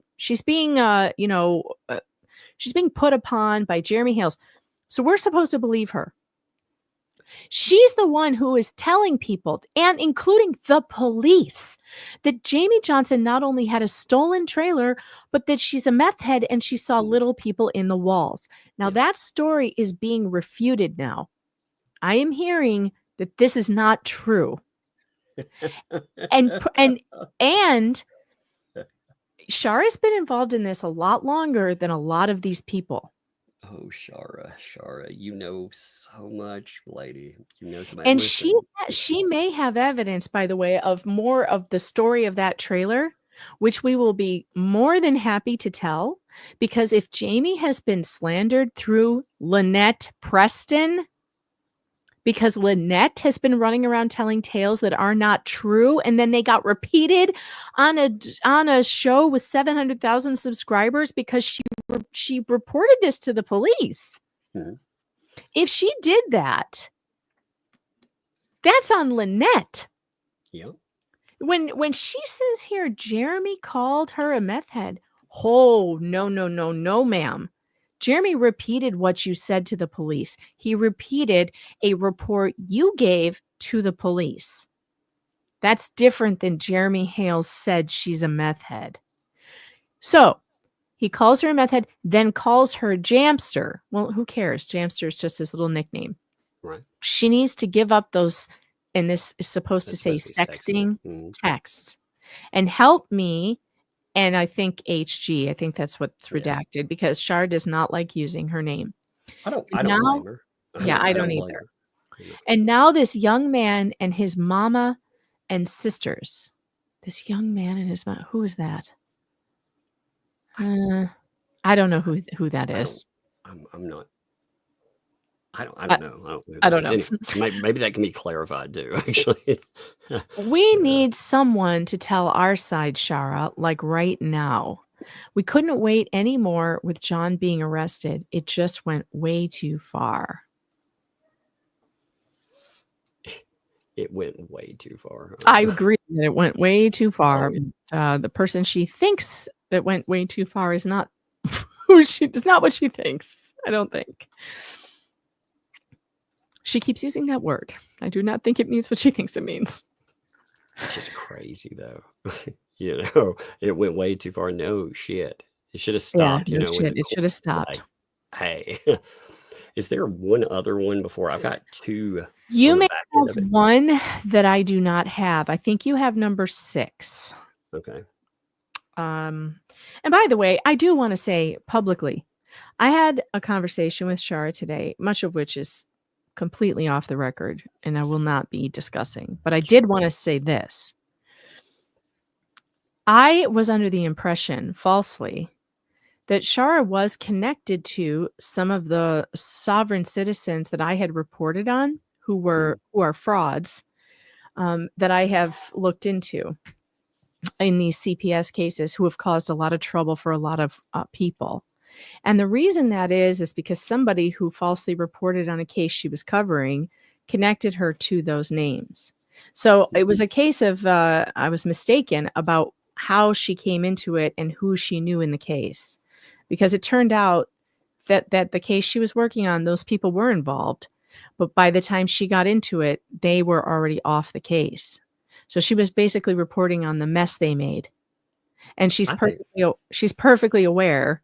And we had a pretty long conversation about some of these people we both know. She was very aware of the kind of damage that they do. And that is not what Shara does. And in fact, it was so funny when we started talking about the sovereign citizen thing. She has a really funny sense of humor. We were laughing a lot. See, that's why I think with like when she figures out again what she wants to put on record. I've not, just by the way, making this clear, I've not had a conversation with Shara or anything. Not because I wouldn't, but I do want to make that clear, so far, because I noted that before. I have not yet, but I do when she figures out what she wants to say. I will extend her an invitation. They have said a lot of stuff about her. In fact, they continue to say things about her. They didn't stop. They've brought her up. So they've continued to dogpile her. And if she wants to set that straight, if she puts out a statement on Facebook or a statement on YouTube, she doesn't have all of the reach where it'll go out that wide. Again, mean nothing negative in that. I'm just saying, like, if you want, they are putting that out there in front of hundreds of people. So if you want to put out what you want to say, well, say it publicly. Come on. Yeah. And so it was funny. So she's got a great sense of humor. And one of the first things she said about the sovereign citizen thing was, she goes, "I love my license." And for a second I was like, wait, what license? And I'm like, "Oh, your driver's license." Your driver's license. And then she started laughing, and I was dying. I was like, "Yeah, I like my license too." She's like, "No, I don't believe in any of that. That's not true. It's just not true." So that was just a misunderstanding, because there are people who, and it's happening now to her with the fleas too. Unfortunately, there are people who, get a bug up their rear about some story, and then if somebody else is covering that story and there were bad actors on it, you just get smeared with them. You just there's a lot of assumption, especially like in Shara's case as well. She's been on a few shows here and there, but not really gone into maybe she's talked about background somewhat, but to be fair on that too, I don't like sitting through some of these podcasts. They sound horrible. Their sound quality's awful and everything else. Well, she did make a statement about going on. We've read that public statement about going on with Dave, with Super Dave. Yeah. And she's already said that she was forced onto that, and she didn't want to be there. I don't think she would mind if I told you that part of our conversation today, she told me that she very rarely does interviews. That's not the kind of work that she likes to do. She likes to do background work. And she doesn't like to be out there in the public, because she has received threats in real life. During this case, she's received scary threats at her home. Notes saying, "We're watching you," and describing what she was wearing. And that kind of thing has happened to me before too. Yeah, I've had that. So I know exactly what she's talking about. Yeah. And by the way, again, we shouldn't have to say, don't ever contact anybody that we are discussing. Don't ever do things like, I don't know who these crazy people are that do this kind of crap. But that shouldn't happen. Well, so she likes to stay in the background. You don't know who, when people do that, people assume there's side A and side B. No, big stories attract people that want chaos too. So sometimes you just have people that are like, what would be really great if I did this horrible thing, and it would be blamed on another person, because you know exactly how that would be blamed. So I think we've I think both of us have encountered side, I'm gonna call them side C, the side that sees themselves into the whole thing, that again, they're not talking about one thing or the other, the entirety of the case. They don't care. They just know that they can do something, and it will very much scare somebody and cause, more importantly for them, it'll cause chaos. Yeah, so she was very clear that she does not want to be on these shows, that she had no interest in being on with the Butter Twins, and she had no interest in being on with Dave, but she was pressured into it. And then I have this. So here's another one. And this is a little cut off at the top here. Yeah, actually, I have the top of. Oh, you have that. Okay, that's the one I'm missing. Okay, so I'll let you. Why don't you bring that one up, and then we can do this one after. Yeah, give me 1 second. I'm pulling it up. Just give me 1 second on that one. Here it is. Yeah, because it cut the top off of Okay, there. this is so that's all this is. You're jealous because you think that Tulis. Tulis. I It's like supposed to Tulis. Tulis. Do you think that the Butter Twins have become the new journalists? No, we didn't. We didn't want. You can't do anything about what Lloyd has done. You can't do anything about what Lloyd has done. Again, nothing and no, we don't have a new journalist. Sounds to me like you're bowing out because you're jealous. So, okay, I'm going to leave it at that. Oh, this is interesting. I am not happy with Bruce. Look at that Bruce, by the way, making statements again. Bruce, just like everyone else, all of you, I'm going to say this straight up for all of these people attached to that. All of you will have something said about you that will be very nasty because that is the history of the person you're talking about. If you don't believe that, well, yeah, here it is. So, yeah, she's not happy with Bruce. I'm not happy with any of this. I had a team. That's what I needed. We tried to tell you about Lloyd, didn't want to hear it. I'm assuming she means she didn't want to hear it. And then the only thing that comes after this is Shara just saying, wow, you stated that I'm jealous. Jealous of what, Michelle? And from what Shara told me, she didn't, and what she wrote to Michelle, she didn't want to be on the Fleas channel because she believes they lie about everything, which we have seen, and also that it is hate journalism in her own words, and she's not a fan. yeah, she made a statement. She made all those statements online, and there were a few of them. Like I said, we missed there were so many. She posted one thing. The way Facebook brings this stuff up, you can't easily go in and look at every statement that a person made. You have to go through the entire thread. You have to. It's an absolute mess. But she made some statements about that kind of put together some of her concerns a lot more. Have you seen this one? I don't think no. I didn't see this I one. didn't see this one. No, this one's new. She said, I've been quiet for several weeks and I have a statement. My first gut instinct in this case was I was invited to, was to say no and did say no. But several weeks just meant I think I'm gonna have a kid right here for a second. She's I hear the steps and the crawling. The crawling. Yes. I knew I heard the crawling. What you got there? Plushie costume. I see your plushie costume. It's very pretty. You got your remote. Is that what you're carrying? Yeah. Oh, did you come for your plushie costume that you left down here? I want a pizza place that was one. It looks beautiful. I love it. Yeah. I can't wait. I can't wait for Christmas to get my gift. I want to see if I All right. Well, hey, go. Hey, remember I want tomorrow. pizza bites. Okay, I'll make you some. I'm going to read this thing right here, and then I will have Megan hold down the fort, and I'll make you some more pizza bites in a minute. Okay? Okay. You go upstairs and sit down, and after I read this part, I will have her hold it down. And What is it about? it's just about some stuff, man. What's it about? Yeah. She's so cute. Oh my god. She's excited. Well, she saw, so she wanted a. Have you gotten a catalog from Amazon?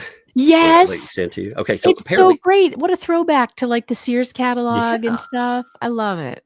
So she circled a bunch of stuff, and she thinks because she circled it, she was going to get everything she circled. I was like, boy. no, that's not how that works. That's not how that works. But she asked for one thing, and she wanted there's like a little, it's a Play-Doh kit, but it comes with a bike, like you're a pizza delivery person. So it comes with a bike. You can put a Play-Doh pizza in it and everything. She was like, oh, Dad, oh, it's so great.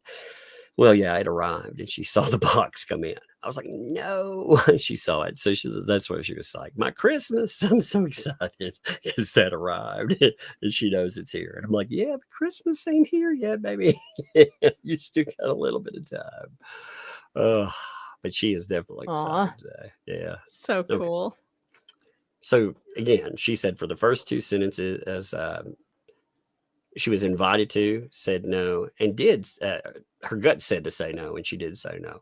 But several weeks later, I was begged, and my heart was moved by others in this case, and I gave my heart to MP as well.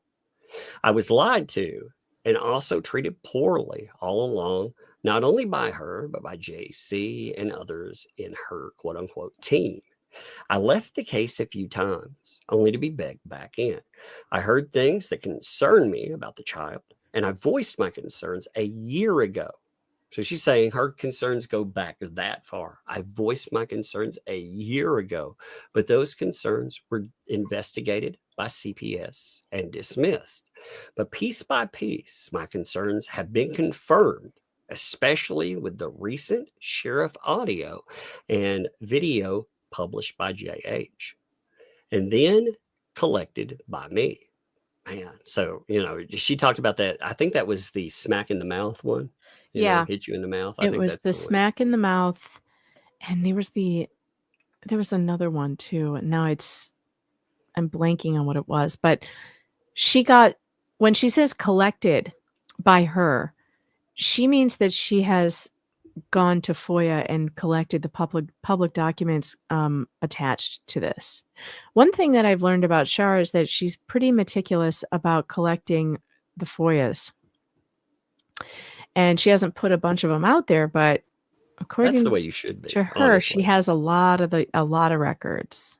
Well, that's the way you should be. Like for you, I know you do all just I do. Say It's this hard to publicly, keep track of. Yeah, Megan is very good with information requests, so she does a lot of them, and I trust her to get the legit stuff. I know 100%. So I have a handful of people that I know if it comes through them that I can see the entirety of what's come up, and that's really what you want. You don't want just something that's edited potentially, something that could sway you. So I don't blame her at all for collecting her own information. Mm-hmm.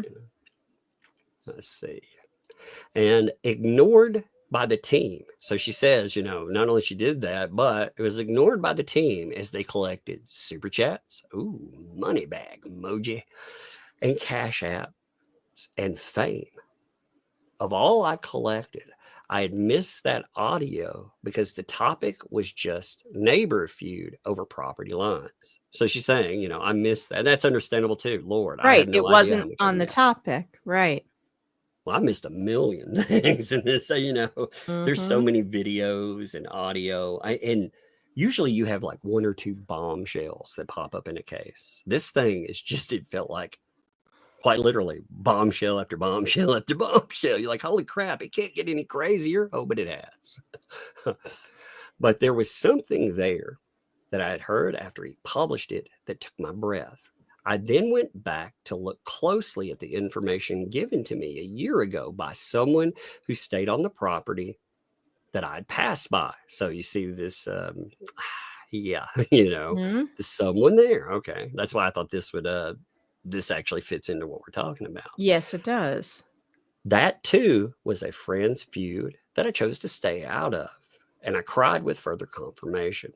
I stressed my concerns all along from the start to the attorney that pursued me, but I was only used by him and screamed at and demeaned for his personal goal. That's crazy, by the way. I was screamed at, so... I can see it happening, though. That dude's on a short fuse. Yeah. And I could only imagine the threats because, we've already had, we've had plenty of threats. Yeah, he's threatened everybody. Me, you, Shizzy. I mean, he just loves threatening people. Oh, Squid. I did see, I wasn't listening, but I saw you were going over his appearance on her channel today. Yeah, she noted some on that too. I'll bring it up in just a second when we get this because she did super chat and she noted something on that too. So, and then I left the case several weeks ago for the last time. I was also accused of being quote unquote jealous of the two L's. I like that, by the way, the two L's, L baby, not a W. After expressing my concerns of the use of opposing child on their quote unquote PR gig. So, she's talking about Jeremy's son there. Yeah. She's saying, hey, I had a problem with that. Okay. They then began asking me to hand over some key files for the quote unquote scoop show that were not related to MP's case to use me a little more. Outrageous. Another slap in my face. I'm now being threatened by the people I gave my heart to. my time to, my money to. I don't They think are. Shara would object to me saying that when she says that because she said publicly she's only spent money on this case. Mhm. The FOIAs that she has gone after in the case, she had to pay for those out of her own pocket, and she has gotten hundreds of these things. Yeah, she So said she spent thousands in that one, and yes, I believe that. look, I can verify when you FOIA a government for a bunch of records, you can get fees up to $2,000-$3,000. They're ridiculous. Now I usually fight them, and I will try and threaten them with lawyers if they try to overcharge me. But most of the time, they're like, too bad. And you either have to raise the money or give up on your search. Char's been spending money out of her own pocket, not only to give to Lynette Preston, like for her electricity problems or whatever, but has paid out of her own pocket for the FOIA requests. And she is not monetizing this. She's not asking for donations. She's not doing any of that. And she never has on this case. Yeah, some Just people wanted to point that out. people don't understand, like some documents, like a few documents that, like if I want to go in and I want to make sure a document, when we were getting documents that were attached, like court documentation, to make sure that everything was correct at the beginning, I would go in before I knew absolutely certain that certain sources, they're just copying and giving you something as is. There's nothing taken out. You go in and you pick those up yourself. Well, some documents, they're not available. They cost money, and even those, it's like 10 cents a page, and some of these filings. Yeah, well, the court footage, Uh-huh. court footage we got from Levy County, Mhm. every single court file costs about $60 because they charge you not only for the recording, but then they charge you like a service fee too on top of it. So the recording's like $30, but you end up paying another $30 in fees. And that's for every recording. That means if Judge DeThomas's took a break, that's going to be 2 recordings. So you're going to pay $60 for each one. I've spent out of my own pocket, at least $200 on court recordings, Yeah. maybe more. I've spent a few $100 making sure that documentation was correct, and it costs money to get this stuff. Yeah. It just does. Yeah, that's what, so with her, and the point in that is not to say, oh, look, I'm spending money. It's to say she definitely, She's telling the truth. Well, Madam Mayor talked about all of this stuff that she requested. She said, it was crazy, the amount of stuff that she was wanting and everything else. And that tells you, though, if she's requesting anything that she can get her hands on. She's trying to throw out a large net and, get every single document. I don't do that. Like, the reason I don't do that, though, is because, like you said, it costs a fortune after a while. I pick and choose documents that I know. Some documents. Yeah, that's why you have to narrow your request as narrow as you possibly can. And if you're casting a wide net, you have to be prepared because not only you're going to pay for the documents, but a lot of these places make you pay for the time involved to produce the documents. So now you're going to pay an hourly rate, and their hourly rate will be more than I make. It'll be $30 an hour, Government offices don't mess around when it comes to paying employees to dig up free public information that should be public. This is something that Elon Musk actually said the other day about Freedom of Information Act requests. He made a post about how outrageous it is that these things that the public even has to request them in the first place, and that every single piece of government information that's supposed to be public ought to be posted online where anybody could look it up. And he's absolutely right. If he helps get that changed, oh man, that will be huge for journalism. I mean, I spent, again, I covered a case for 4 years. I spent thousands of dollars covering that case because some of these documents, that I would pull up, they may have 200 pages, and that would include there were other people doing great work. I mean, at the end of Depp v. Heard, there was all the documentation that the judge unsealed. All of that stuff, people raised, I can't remember, somewhere between $5,000 and $10,000, somewhere in that, to get those documents. Wow. Yeah, I mean, it was crazy. Like that's how much, and that was just for that document dump. So when you go through these cases, they get wild. Probably no The good. most I've ever paid, and my chat crowdfunded it, was like, I think it was $2,000 for records from a school. $2,000. It was outrageous. Well, they do that intentionally too. Of course a they lot do. of times people, places that know, especially government institutions, they will paper something and attach. You also, some lawyers know that, and they will attach everything, even if it doesn't matter, as exhibits. That's a tactic. Like if they don't want you covering every single item, they'll put in a new motion, and then they'll attack hundreds of pages that they don't necessarily have to. I'm not saying on this case, I'm just saying period. Well, let's see. So the threats, though, like that's crazy. So let's see. Another slap in the face, now being threatened by the people I gave my heart to, my time to, my money to. They are also defaming me, lying about me, and threatening me on their quote unquote PR, Showtime, etc. And even the other YouTubers he has wrangled into the case are defaming me suddenly in concert with them. And that's true. You notice that anytime somebody notes some kind of issue, suddenly they are the enemy. There is no walking away. There is no having an issue. If they are, and it's been bad. It's not just talking trash about somebody. Like when you look at Lloyd, for example, digging up criminal records, all their history, anything you can find. And that will make other people worry. Even if that hasn't happened to a specific person, they worry about that happening.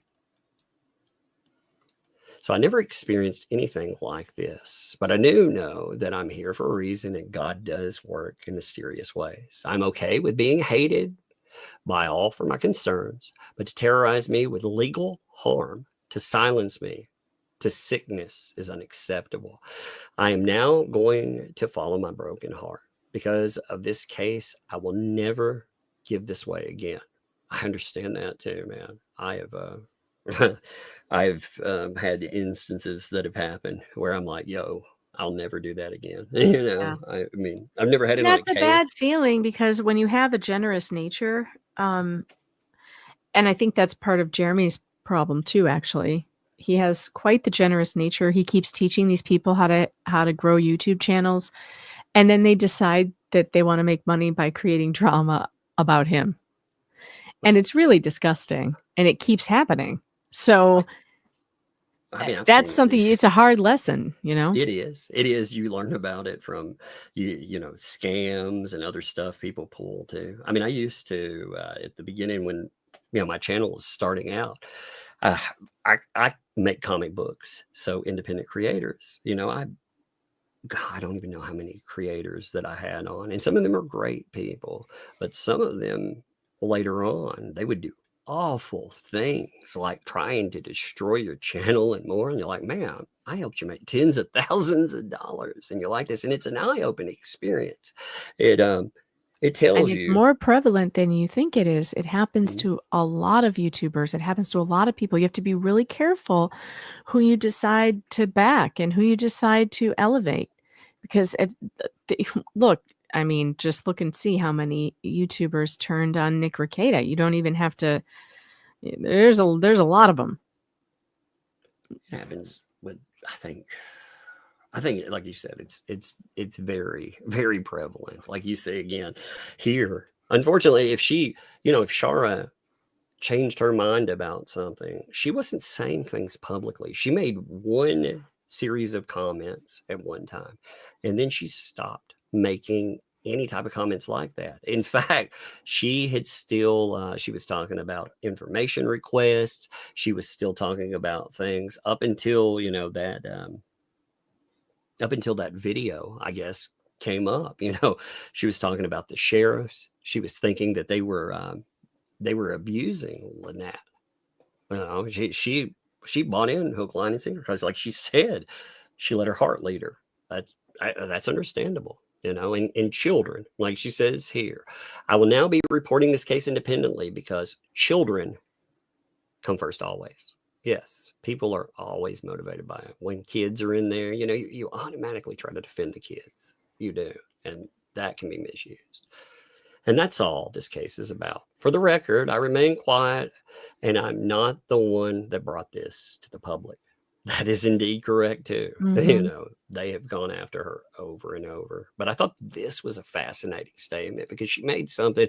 There are more. Like I said, I need to go through and collect everything that was stated there just to show the exchanges, because you can see real time what happened. This didn't just bam happen. You can see it publicly. You see 2 instances publicly that I noticed where she expresses concern. She expresses concern back when about Lynette Preston, about a child, and about the animals, about offing a couple of animals. And then she expressed concerns in the chat where she was talking about Slug and what PR were doing. So it's 2 instances there.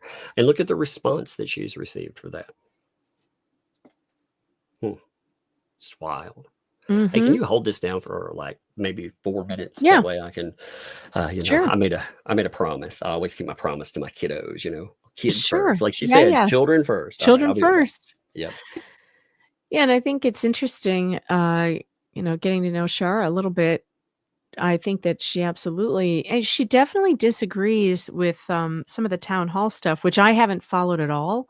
So, she has her own opinions on what's going on at the town hall, and she has a bunch of reasons why. We didn't even, get into it. But what she is trying to bring attention to here is that the things Jeremy has been saying about the child being in a bad situation is something that she is very worried about and wants people to know about. And that this whole thing is very sad. It's very sad. Nobody wants a child to be in any kind of neglectful situation or in any kind of danger. But she's right. Char's right. A child always comes first. And if there are concerns that a child is in danger through neglect or other dangerous environments, then I don't care. I don't care what, how the people who are placing her in that danger feel about it. I don't care how they feel about us trying to bring attention to it. And I think it's interesting that even somebody like Shara, who has admittedly said she does not like some of the ways she's posted this, that she doesn't like some of the ways Jeremy approaches things. And I think several people have said that, but they still know that what he is doing and saying because he has a genuine concern about this little girl across the street from where he bought property, that he's come in contact with this family, and he's been through all of this, and he believes there's a genuine concern. So does Shara.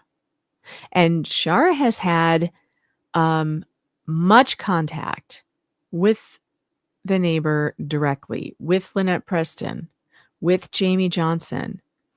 And I think what you're going to see in the coming days, hopefully, is the evidence that Shara has that led her to be so concerned. It's not the time for it right now at this very moment, but hopefully that will be coming soon. And unfortunately, when Shara said she had these concerns, she voiced the concerns, and then CPS investigated the concerns, and they did nothing, she felt, well, maybe I was wrong, and maybe there's nothing to worry about, and DCF didn't indicate, and so, just hoping for the best. But there's a lot more evidence now that she has from very good sources that were there that say otherwise. So I'm hoping that will come out in the coming days.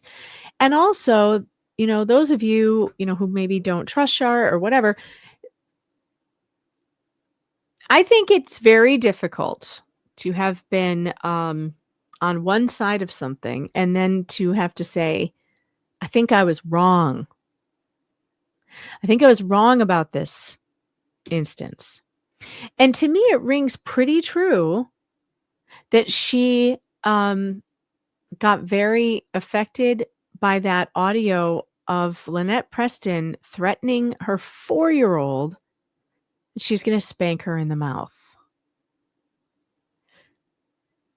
And I'm not going to, I mean, while I was talking to Shar, I don't have any doubts that Shar is very concerned, because there were moments, and I hope she'll forgive me for saying so, but there were moments where every time she mentioned that audio, she started to choke up and cry. So, you know, these are people who genuinely, there are people involved in this who genuinely care that the child is not in a good situation. Well, you know, you have people too, like Lady Tammy knows. I don't trust Shar. It's going to take more convincing, and that's okay. You can feel like that. You don't have to trust. You know what?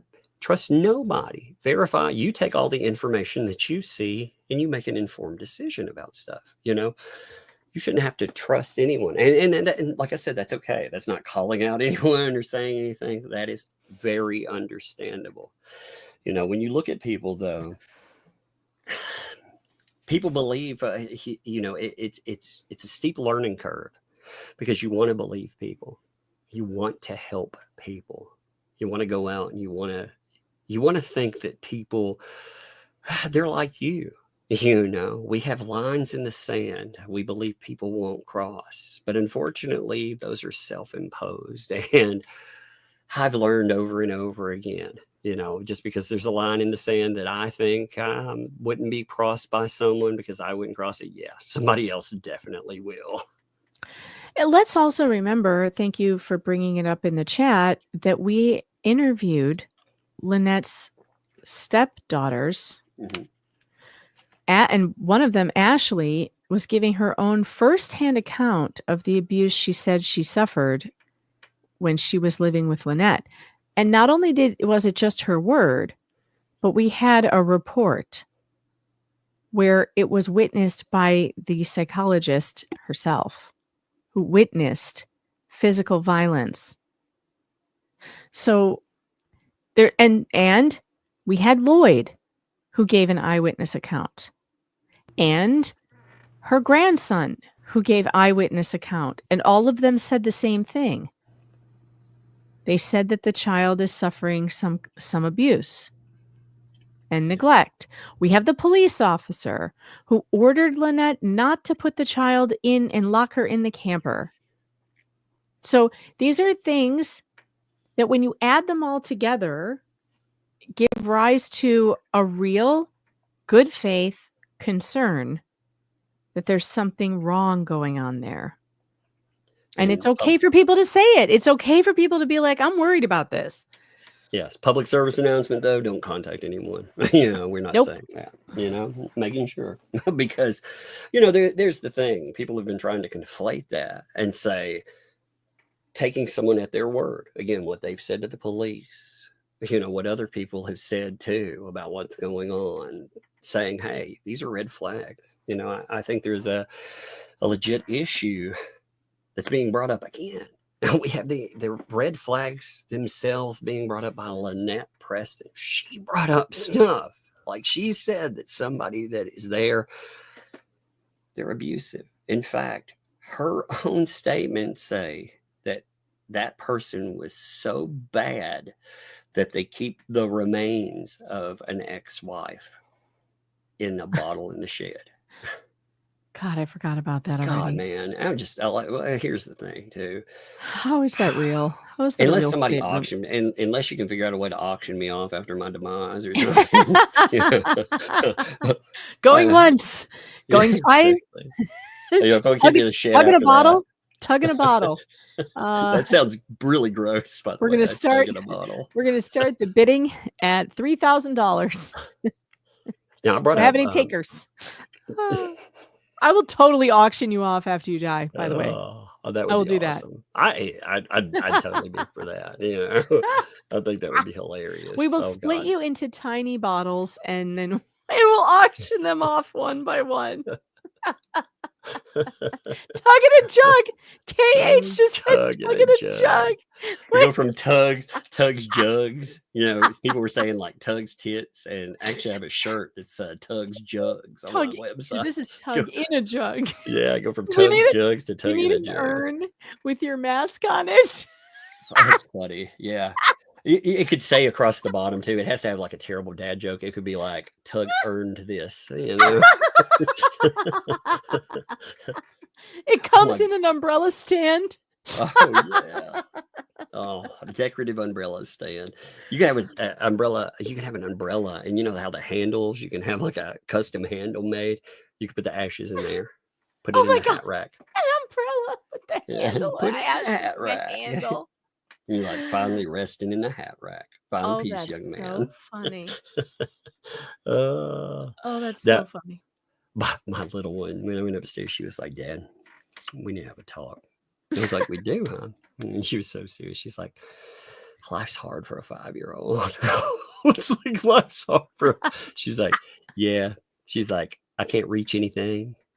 And sometimes I can't get the top off my drink." and and she was like, sometimes that makes me mad. And she Aw. slammed the door when she went upstairs. She like, sometimes it makes me mad. And I slammed the door and I'm sorry. And I was like, Aw. oh, That's like a very Mr. cute. Rogers moment. You'd be It like, was. I was like, it is a beautiful day in this neighborhood. I think it's great when little ones can express how they're feeling. It's so sweet when they say, sometimes I'm mad and I'm angry. And I remember that being the best thing about Mr. Rogers is that he would talk to little kids about how all those feelings are so okay. Sometimes I'm sad and sometimes I'm angry. I remember he did this thing where he had this sand table and he would like build something and then punch it down and be like, when I'm angry, I like to punch this sand. Mr. Rogers is so cute. It's so interesting. There's nothing like that anymore, I mean, there's nothing just calm or like a Bob Ross, Yes. Let's paint a pretty cloud. Happy little trees. Exactly, man. I love that dude. Bob Ross taught me the most important life lesson ever. Ever. Who needs a guru when you have Bob Ross? There are no mistakes. Yep. And you cannot make a mistake. And I know that to be true in art. You cannot make a mistake. It's a happy accident. It's a happy accident. There's no bad art. And I was like, that's true. Like for me, I can't, with comic books and stuff, I hire people because I can't draw, but I do like to draw. I make little abstract art pieces, and I love them, even if they aren't the greatest thing ever. I like your abstract art. It's like Cubism, which is really hard, by the way. Cubism is like something when I studied it, and we were supposed to make our own. I always hated mine. I couldn't get it. And like you showed me one of yours and you have a knack for it. And Cubism is so hard. I like them. I just, I figured out I could make anything out of squares. So, make little cubes and make pictures out of them. And it's fun, but it's stress relieving and stuff. And, we don't have shows that teach kids. That's the way you should go now. Like this whole setup, with even my it's so crazy. Like my 5-year-old refers to everything she watches, DVD, anything, as TikToks. She's never watched TikTok, but she refers to everything as TikToks. And I'm like, oh no, think about the standard that sets. Oh, by the way, the squid thing we were talking about. So let me pull this up real fast. Did you see the screenshots that I sent you with the pictures? I saw when I went back to grab that one, I did, but I didn't see them in the moment, when they came up. Like I haven't looked over them is what I'm. All right. I have that. I can pull, because this is a really funny series. That she said this too. So she made a statement when we're bringing this stuff up. She said, thank you, Tug. And again, anybody when people are targeted, when they feel harassed, the stuff that happened with Squid, and I'm not saying Bruce did all of this, but this did happen there. When people target people's families and stuff, that draws my ire. It does. Like she didn't do anything. She's being basically, I looked at as guilty, I guess, because she's been on the wrong live stream. And she said, actually I invited him because I want him to talk his crap to my face and explain himself. But it never come on. He's a coward. So she, when we're looking at this stuff, she did add a statement there, and I was like, cool. I'm glad you noted that as well. Well, she's also told him to stop contacting her. She Yeah, leave doesn't me want to hear alone. from him. He has this problem, like with women who tell him to stop contacting them, and he won't do it. He won't stop. Now, I notice he doesn't bother you. I And you noticed know, that he doesn't really bother Mike anymore at Veteran Nation. But when women ask him to stop, he doubles down and he gets worse. You know what we call that?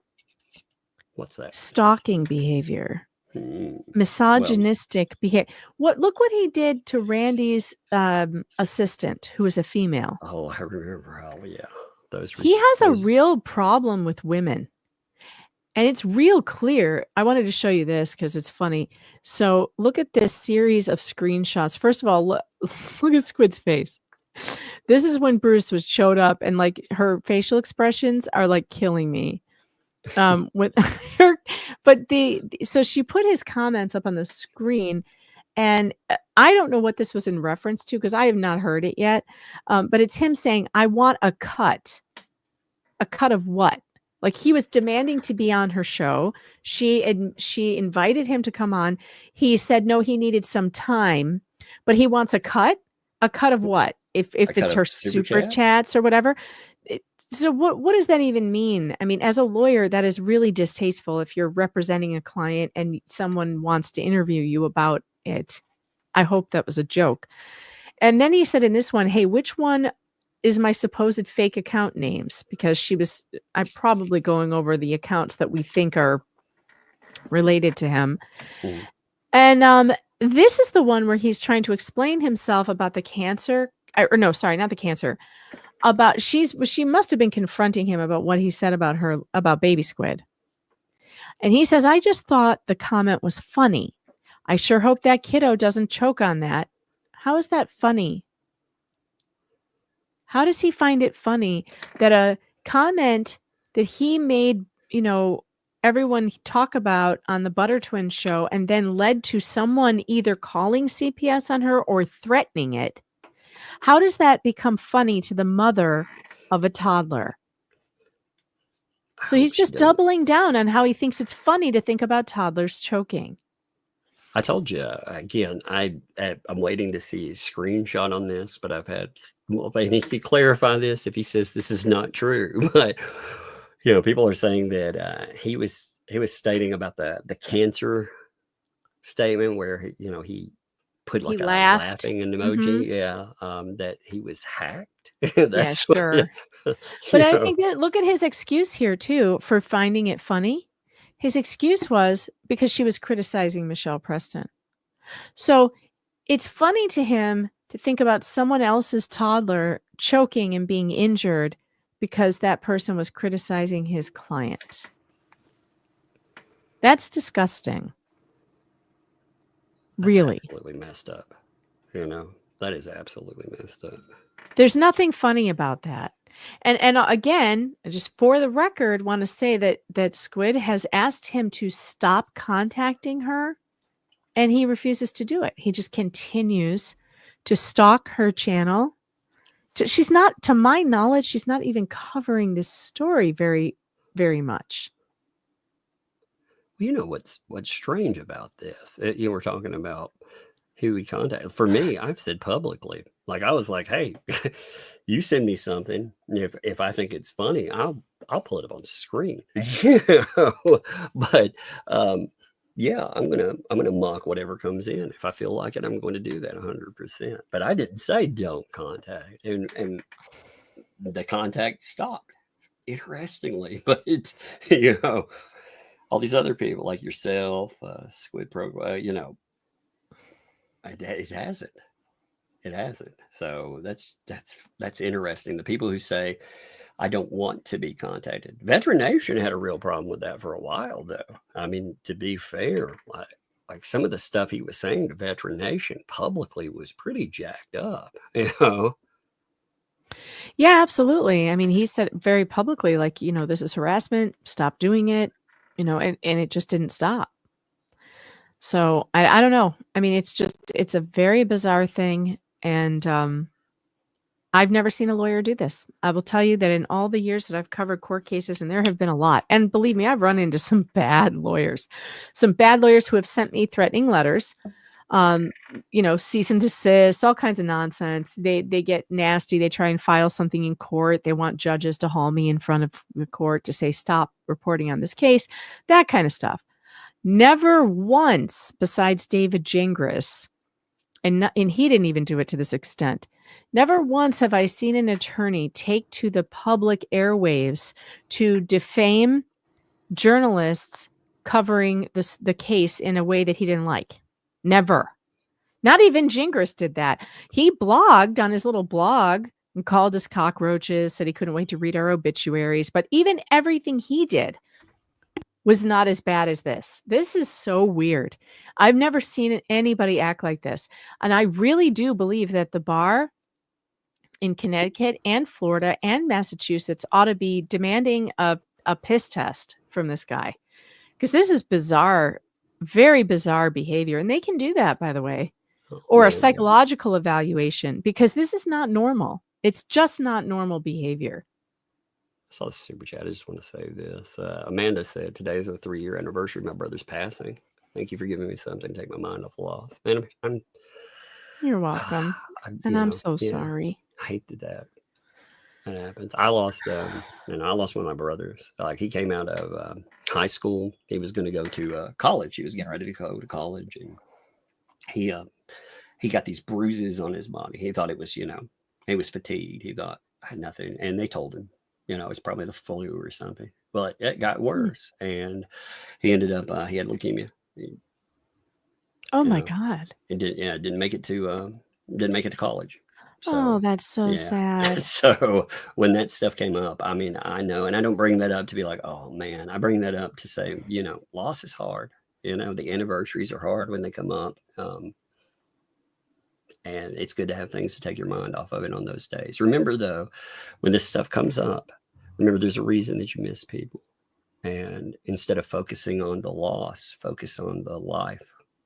That's the important stuff. I don't mean to take down the mood either, but I saw. No, I think about that too. I have this picture of my grandmother in my dining room that I absolutely adore. She was the loveliest woman, and I miss her all the time. She's been gone almost 20 years. No, 24 years. She died 3 months to the day after my wedding. She's been gone 24 years. And it doesn't change, how much I miss her. But whenever that happens, whenever I see that picture and I get to feeling sad, I do love to remember and look back at some of the fun pictures and the things that we used to do and the good stuff, because those memories are great. Have you seen the AI and take a picture and like make a face move, take a picture and shut up. I would bawl. I can't. Oh man, that's what I would bawl. I took a picture of my grandma. I was showing my mom and my granddad and my uncle, who is like a very stoic man. If I could be have a certain temperament, I would love to be like that guy. He's so calm that one time we were working, I remember this as a kid, it stuck with me forever. Like he was hammering something, just, putting up a shed. He's a farmer, and he hit his thumb, smashed the crap out of it.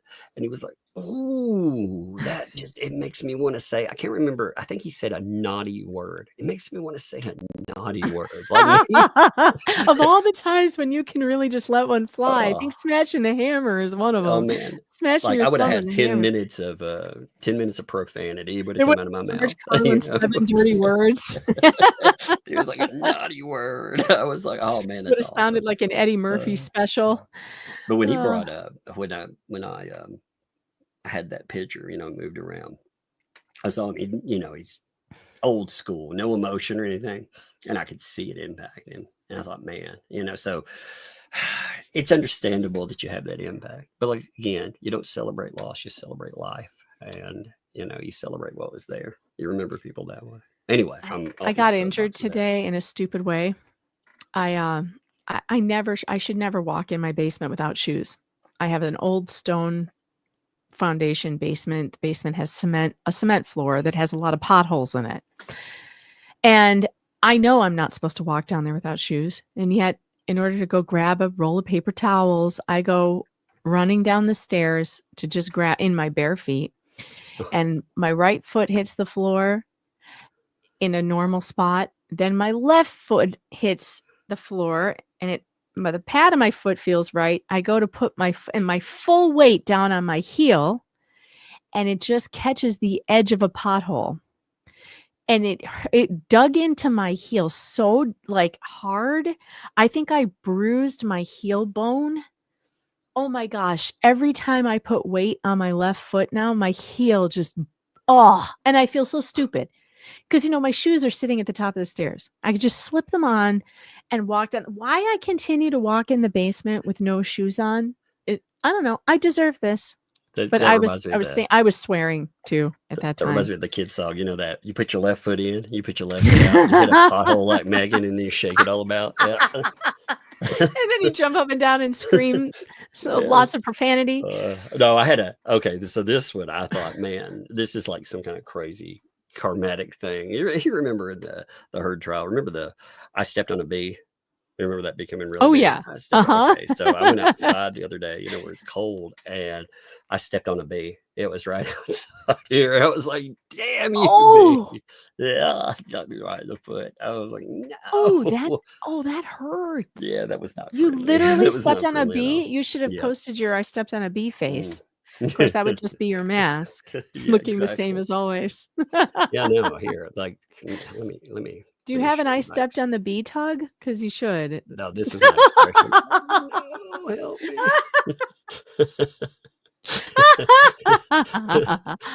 Oh, that's funny. Yeah, I became Aquaman for a second. I was like, oh, flashbacks. Yeah, I was gonna play that footage for the trailer, but I'm not gonna do that. It's been like 2 hours, but I'm gonna do that I think the next live stream I have, I'll do that because we've had Jamie Johnson brought up now, and to be fair on this stuff, it's just like I was saying this before you got on here. Her and the quote unquote crackheads, the ones that supposedly stole the tortoise and all that. We have taken Lynette Preston's statements on that, and that has become the narrative. And considering everything else that has been said, I wonder. Again, I'm not saying these people are or aren't anything, but it is. Well, there were 2 affirmed and confirmed drug abusers who were arrested, who were on the property. And I did see actually, maybe not confirmed. I don't know if they were convicted, but they were arrested for possession and other things. They had a warrant out for their arrest, and I saw the arrest paperwork. I don't remember their names, but they were living on the property, and John Cook had posted them and their mugshots on Facebook. So there was at least one that did have charges, 2 people that had charges against them. It wasn't Jamie Johnson, though. It wasn't Jamie Johnson. It's just fascinating, if we're going with that, like a John Cook putting stuff up. John Cook was arrested again with the pew, like he was again, according to Lynette Preston, like he's a full-blown alcoholic, takes pills and everything else. So I don't think there's a soapbox to stand on with all of that stuff there. And it does make me wonder, I'm sure if Cook was asked about that, he would probably say that, I'm more than that label. That's, so I'm curious about, again, not just these people, why they were on the property. Again, maybe they are crackheads. I don't know. But, why were they there? Were they being exploited for labor? Like, what the fuck's going on? If I'm bringing a couple of crackheads, having them live in a shed and getting work from them, are they being comped? We don't hear any of their side. They may not even realize that, all this crazy shit was being said about them. Because I'm sure that some of those people, they probably have some fascinating stories too. I don't know. I want to hear them. I want to hear them. I'm willing to hear the stories. I did that out of all those screenshots though from that one. Let me pull that one back out. And here's a good question, Tug. Is it possible that Lynette said those things about Jamie Johnson to discredit her because of the argument they got in and the information Jamie gathered while she was living on Lynette's property? That seems to be the MO for anybody that brings up concerns. I mean, again, Lloyd, look at what happened to Lloyd. Shara, look at what's happening to Shara. Slug, look what's happening with Slug. I mean, you look, like, there's so many cases. Her own grandchild. Her own grandson. I mean, Jesus. So, like, I can't imagine. I don't make it a habit to go out and attack family members. I tell stories. They're a family. I'm sure every family, you have somebody that you probably don't like. I don't make it a habit to publicly go out and to belittle them. If I don't, that's awful. No, I mean, I just can't imagine it. I can't imagine doing that either. I thought that statement, though, right there. Yeah. That's only going to get bigger because Bruce is going to keep losing. His cases are shit, and his evidence is not good for the cases that he's involved with Scott, what's his name. And it's not going to go well for her. And when that happens, she's going to get even more upset with him. So this is it's going to snowball. Well, the narrative too, he's adopted these narratives that are, I think some of those narratives originate from her, looking back. Like, there's some of these statements, they're her statements fleshed out and made crazy in documentations. They look like absolute conspiracist fantasy. When you read the crazy thing about, like, his, the making a reality show out of her life, who's doing that? Because it sure seems to me like he's got his PR team making another reality show involving her. She's a starring character. Yeah. They're doing the exact same thing that they claim is something that they can sue people for. This argument is not gonna hold up. No, especially when she's, that first screenshot that was brought up. Let me pull that one up again. She's not just collecting information. She's collecting it for a podcast. She wants somebody to go out there, and she's, spreading this narrative that Jeremy has vehemently denied. There's two narratives that are actually being spread here. There's the one, again, about the fire, but there's the other one about sexting. And yeah, I mean, it's not just those people that are accountable. This stuff, when you're talking about not just defamation, but you're talking about tortious interference, this ties her to that podcast. Like, they don't realize how bad this stuff really looks, because anybody that's looking at it's like, wait a minute, they said that they're your PR team. They said they were the voice of Lynette Preston. They said that shit, and then now we've got this collecting information for them. And I personally think the one with her claiming that Jeremy was fired for extortion, boy, that's going to get added to evidence. And I bet there's, like I said, Shara, I think you're sitting on a potentially a gold mine of information that would describe a lot of what's going on behind the scenes. And I can tell you that Shara has shared with me that there's mountains more, including, and don't get too excited because it could take a while to go through it and get it all, ready for publishing, but there are audio recordings. Holy moly macaroni, baby. That's something else. Well, she said before that she had interviews that she had interviews. She had talked to them and recorded interviews that she was given permission to record. So here's another thing that is killing me. Here's something that I want to throw out there. Okay. How does this work exactly? Shara's being threatened by, I'm assuming, Bruce, right? She's being threatened that she can't talk about certain things that they discussed, right? And she's being threatened to be quiet or they'll sue her. Yeah, but let's think about this for a moment. Bruce willingly and knowingly invited a journalist into his communications with his client. Mhm. The privilege that he enjoys with his client, he does not enjoy with a journalist that he knowingly invited into a conversation.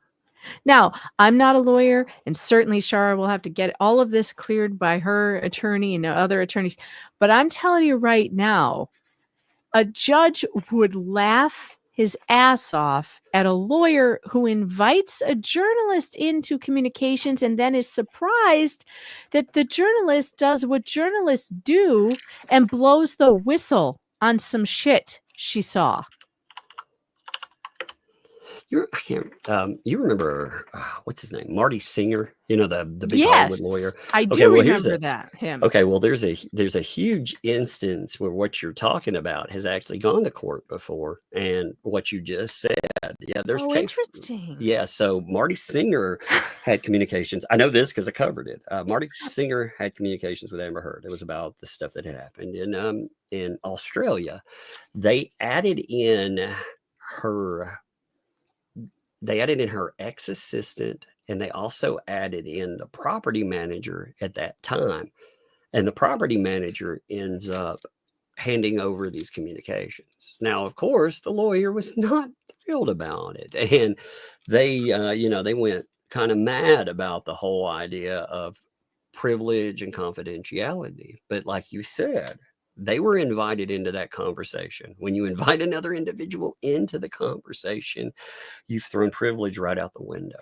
Yeah. And if, by the way, the privilege that a client enjoys with their attorney is because the client has paid, assuming they either have paid the attorney to be their representative or they have a written contract that attorney is going to represent them pro bono, but they have an understanding and a written contract that ensures the privilege. Now, the lawyer cannot violate that privilege, but the client can.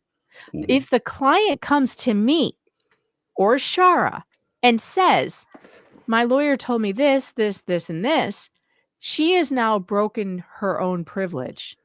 Here's a question. The journalist has every right to go and tell that story.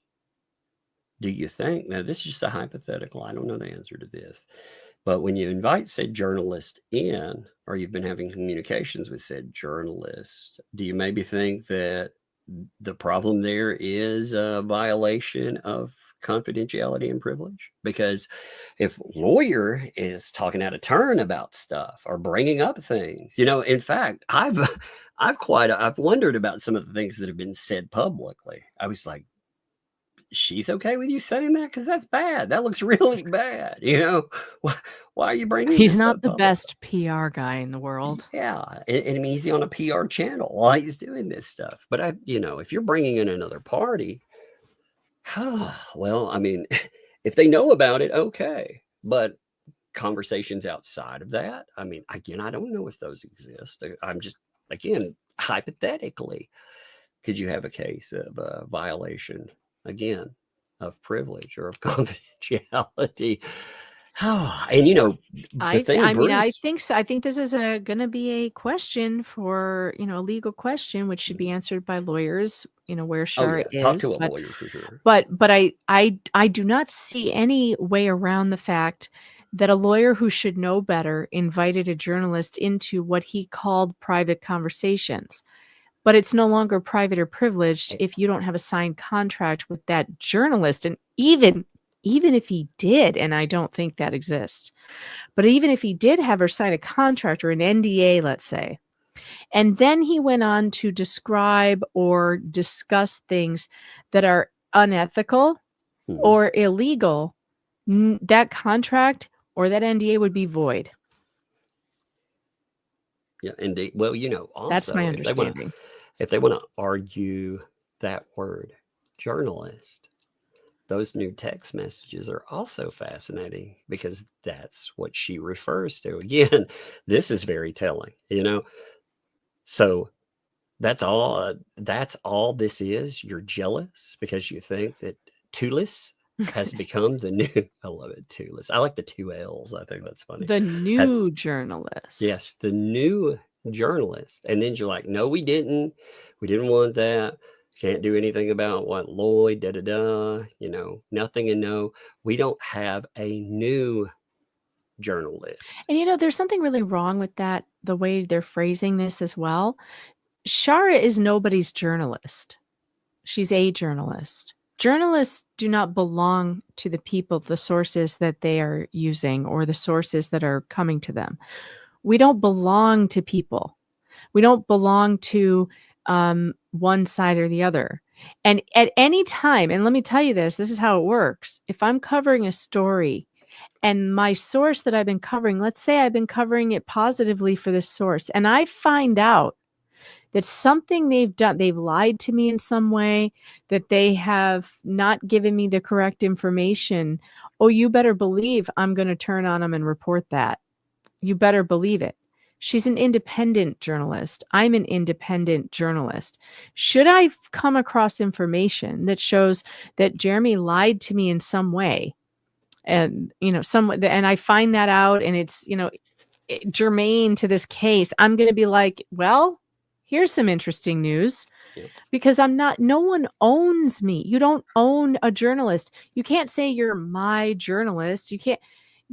There's very few. If a person says to me, I want to give you some information and it's off the record for now, that's one thing.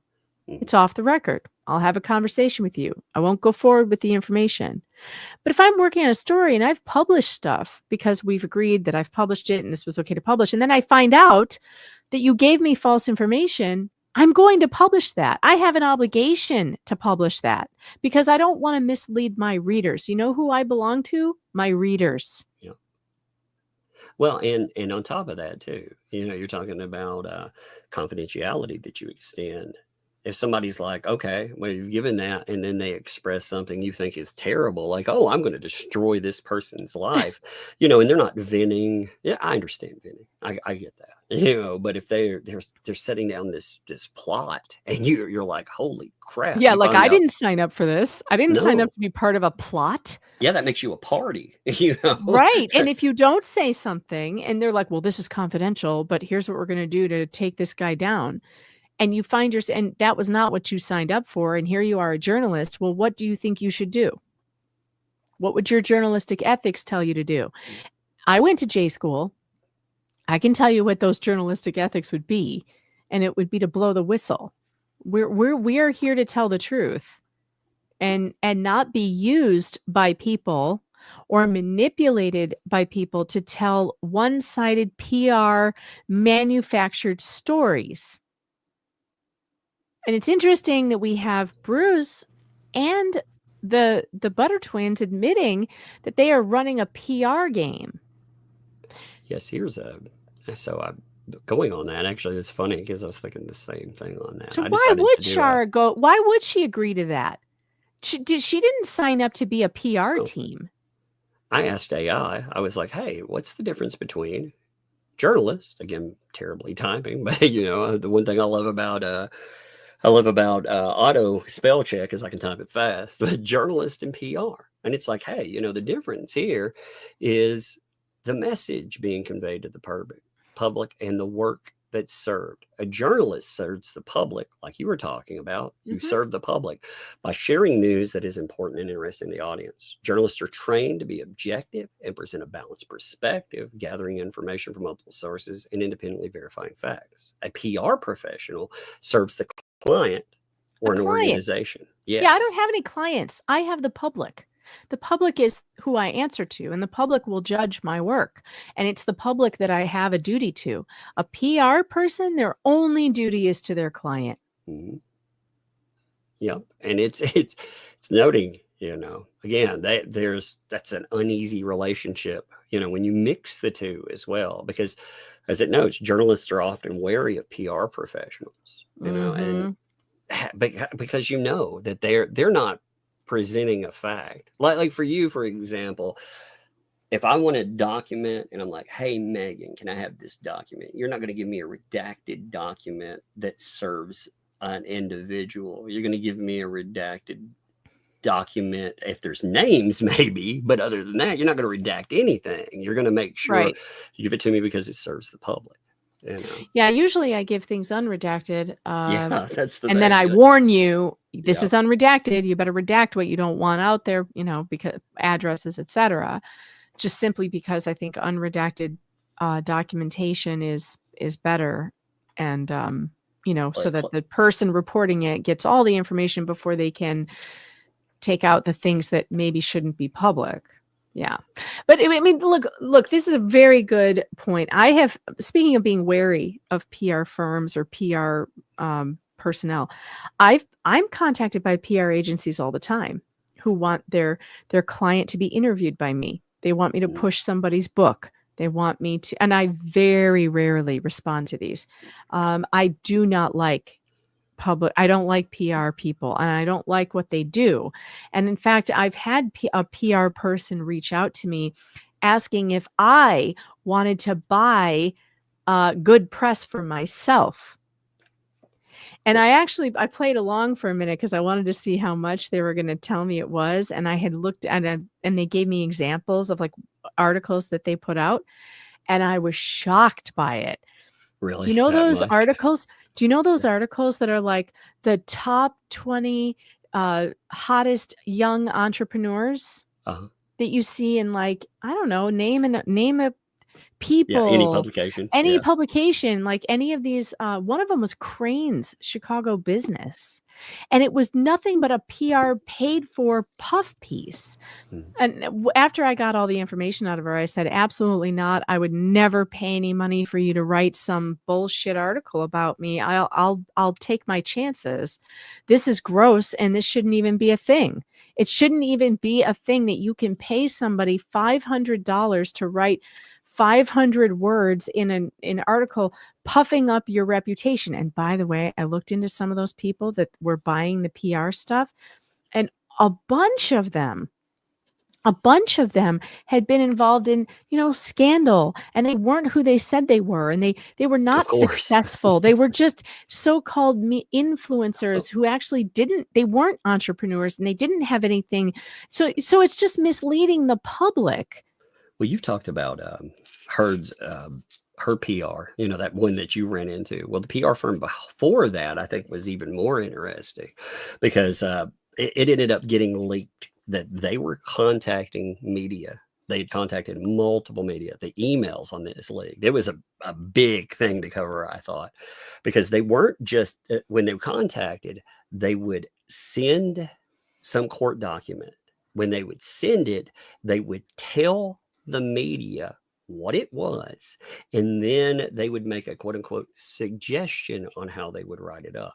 And when you looked at the write-ups with certain ones of those, they were about 85% of the wording. They would take a little bit and tweak it, but they weren't even looking at court document. You could tell they were making contact with a PR firm. They were probably getting paid for putting that stuff out there, and they were writing it up as is. And they have the ability to ruin lives and more. So it's pretty nasty what effective PR does. See, I mean, the PR is doing its job. That is effective PR. It's nasty. You can all of it is terrible either. Like I've been involved in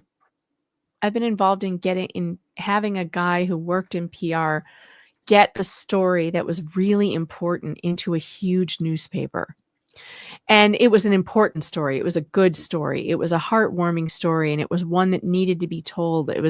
And I was involved in this conference call with somebody, a PR guy, who set up a conversation with this big newspaper, which I would never have had access to, because you just don't get, you can't just call the Washington Post, right? And be like, hey, I need you to look at this. So sometimes PR can do really good things. It's not that they're always doing bad things or that the stories that they push are all garbage. It's just that it sure feels that way most of the time. Most of the time it's celebrities who got themselves into trouble, and they need to rehab their reputations and get some positive stuff, Let's do some super chat? You gonna Yeah. sit for a minute or okay? Yeah. Oh. You know what? I'm gonna hit Check the this road. one. Here's one for you. Okay, before you go, sticky widget. I was talking about like, again, you were late, emergency, and I was like, ah, ha, ha, and they were like, well, Megalodon is streaming on meds. That would be cool. Like car accident, driving related, perhaps. No, I told when I had surgery, I had my gallbladder removed. So I went in on that day and that night, they were like, yeah, you can go home, and I was loopy and everything else. So what was my first thing I did? Stream. Was it funny? Oh, it was good. There's actually a song. You should look it up. There's a song called The Umbrella Man Can, and it brings that up. It's like it's like a country music sounding. It's like, who can make the live stream? But it brings all that up. It's really funny. It is funny. But yes, All right. you go and do your thing. I'm gonna go. Okay. I've got my kids. My hubby is traveling. My kids need extra attention, so I'm gonna go and watch a funny movie with one of them. All right, we'll go. I appreciate you popping up, and man, Shara, again, if you wanna go through things, definitely, again, figure out what you want to go over, and yeah, we'll go from there. But anyway, go do your All thing. right. Appreciate Good night, you. everybody.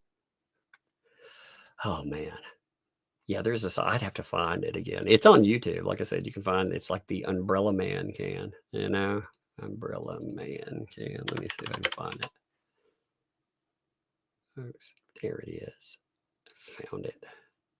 It's like a minute long. Let me see. But it was funny. Let me see if I can find that real quick.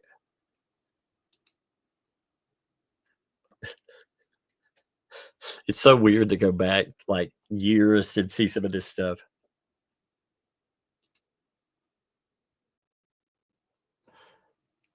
See here, okay, here. I'm not gonna play the whole song, but you could hear and you can look this up, or I'll link it in the chat. But here's that song.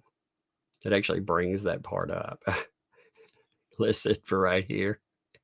Check it out. This is years ago, Even when he had his gallbladder out, and he had 3 toes on his left foot removed, and he had an eyeball replaced with a cybernetic enhancement, but still he'd live stream during surgery. Umbrella Man can. Apparently had cybernetic enhancements. Oh my God. I'm gonna link that there. I'll put it in the I'll put it in the chat if you want to check out this song. It's like a minute something. It's just, I don't know. That cracks me up. But there I wrote that after I'd had my surgery. And it was true, not the cyber, obviously I've never had toes removed. That was funny though too, because right after that, I have metal railings on my step down. I have different floors of the house, and there's steps with metal guardrails that go down there. Okay, well, one day I was walking down the steps and I slipped, and my foot got caught on the metal guardrail, and my little toe, it decided, how your foot points straight. Well, my little toe decided it would point to the right, all the way out to the right.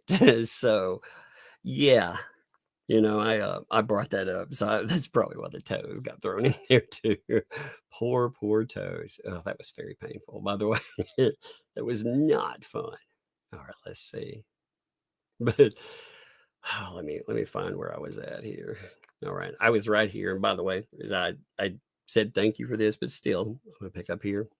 Thank you, welcome. Thank you for your membership. Welcome to ThatUmbrellaGuy. I appreciate you. Stick print paint. Thanks for the 10 there. When I had my vasectomy, when I gave me a lift home out the back of it as hardtail chopper, I felt everybody. Oh God, that would be so uncomfortable. Oh, that makes me hurt just thinking about it, dude. Oh Lord, that's awful. I feel for you even now, years after the fact, or whenever after the fact. That's terrible. It's awful. John, Thank you for an additional 5 gifted memberships too. Thank you very much again. I appreciate you. I appreciate, like I said, very much. Props to you. Shout out to your wife too, if she's listening. Love her. Love you guys. John, thanks for the 5. Y'all know Larry is a Russian Kentucky hillbilly. Definitely. His background is so crazy. You know, when you look at it and you listen, we did an interview talking about, I just did an interview with him because I wanted to hear some of his background and just, get to know Larry a little bit more. I met Larry. I'd actually listened to his stuff before the Depp case, but I ran into him and had a few dealings here and there with him. And I thought he was funny. He had that meme heard around the world, where he was in court, he was behind bail, and he looked shocked like everyone else did. So, yeah, his background is funny. A Russian freaking Kentucky hillbilly. That's awesome. Sticky Widget, thanks for that. I'm offended, and it hurts so good. Fun times, baby. Oh, that's funny. Hey, Stick Prepay, thanks for the additional 10 there. The worst thing was it was cold in surgery. My tubes were hiding and they couldn't find them. And it was beginning to wear off. Oh no, that's terrible. I one time, you know the stories of people waking up during surgery. I did wake up in surgery one time. I actually did wake up and I didn't feel anything. I was doped to the gills, but it was crazy because I remember it. It's like a bad, weird dream. I remember my eyes coming open and, you have all these people around you, you have that device over your face and they were like, oh, hey, he's woken up, and it's just, you could hear them like it was unexpected. And sometimes I think about that and it almost panics me, like how horrible all the movies you see with that stuff happening. Like it was like a nightmare starting. Lori, thanks for the 5 there. I put my life issues aside to come here. LOL. You made me laugh. Yes, that's the way to do it. Honestly, we come here, we goof off, we have fun. We all have lives too. We all have lives. We also, that's how, when I was talking about at the beginning, us agreeing or disagreeing on topics, social, political, whatever. We have lives that back that up. You come to a conclusion based on that. But the thing is, when we get together and do stuff, I hope people, and really in life, I hope people can get to this point. I don't know if they can, but I hope more people can. We have more in common than we don't. So it's good. We can get together, laugh, goof off, have fun. Is that Haley? Is that correct there? Am I saying that right? Thanks for the 2. Tennessee Tug, would you weigh in on Diddy? Yeah, the Diddy case is insane. Politicians and Hollywood, social elites, they've known about that for a long time. They enabled this guy. In fact, I brought up, and again, I'm not bringing this up politically. I just want to note this. You remember the South Park joke, the Diddy Vote or Die campaign? Now, if you look back, like the reason that came up was because there was a war between the East and West Coast rappers. People knew about the violence, and behind the scenes, we all didn't know about everything else going on, but people did. They definitely knew about the violence attached to this man. And like I said, they knew a lot more. And yet he was propped up and he was introduced to the mainstream. Like everybody ended up hearing about him. My grandparents heard about him. Now, I wonder, again, we have proof that guy is an offender. We've seen it. I wonder, some of the cases, you're going to have cases that are not going to be real. And you're going to have cases that are horribly real, But Diddy is definitely an offender. We've seen proof that the guy is an offender. We've seen the video of what he did. And some of the other stuff, I think it's going to get a lot worse and a lot nastier there. It shouldn't surprise anyone either. There's plenty of big named stars that have done horrendous things and have been protected. And we all know about that certain person with their island, and how their clientele list did not come out. So, yeah. Now, I'm not, not getting into the minutia of that. We did go over the first, I think it was that we went over 2 documents related to him. That first lawsuit that was settled to is really telling, because that's the lady that there's video of him doing awful stuff to. But it also talks about him, blowing up somebody's car. It talks about the stuff he was doing as far as Suge Knight. So there's a lot with him. I don't think we've even seen the tip of that proverbial iceberg yet. Rewrite, thanks for the 5. Mark hasn't stopped going on about his sex. I had 2 9-pound boys, just saying. Well, to be fair, as a man, he's talking about his boys. So it's understandable. It's a woman. I can't relate to what childbirth is like. I've been there and in the room. And yeah, but I can't relate the pain when somebody goes after your boys too, talking about as a man. That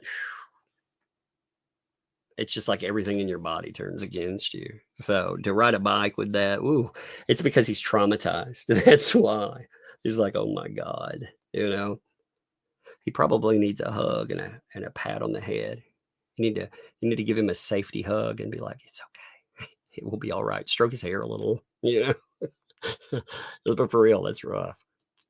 Hey, John, thanks for the 5 there. Shout out to the Redneck Air Force and NC. Airlifting more supplies and doing more good than FEMA. Yes, actually, I think in any disaster we see, though, citizenry, like when we've seen hurricanes roll in the past, hit New Orleans, it was citizens are the ones. Bureaucracy ties up government. It's if they're going to help at all, they get caught up in bureaucratic red tape, and that's assuming that they want to do anything to begin with. But people have to help out other people. That's why when we're talking about doing good and helping out your communities and stuff, you notice like live streamers, for example. Ian Runkle the other day, he was doing a live stream to help out Children's Hospital. That's great. You see community come together. They do. We have kids that are removed from their homes, like in our area. When they're removed, they have to have a place to go. They have to have a place to stay. And the resources that they have are very limited. So at one time, this place, they had to have, I think it was 15 beds. And there were no resources coming in from state or government. Those resources to get beds and stuff that came from churches. Those were the places that ended up helping out.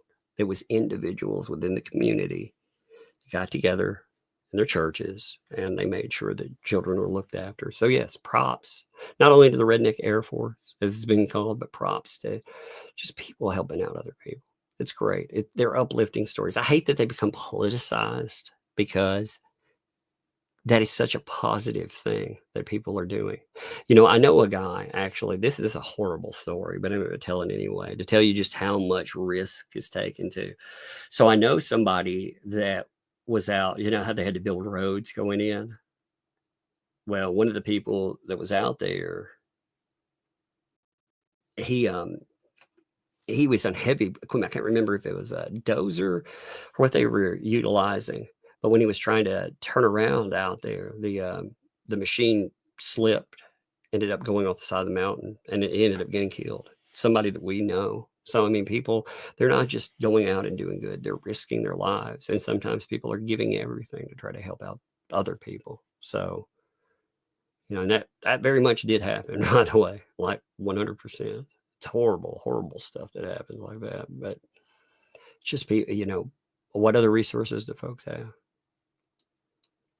Wanda, thanks for the 10. Tug, the doctor said my sister's cancer is in her blood, stomach wall, and small intestines. So that's the update till she starts chemo and radiation. Well, first of all, Wanda, you have love from everyone here. You have support from everyone here. You come here.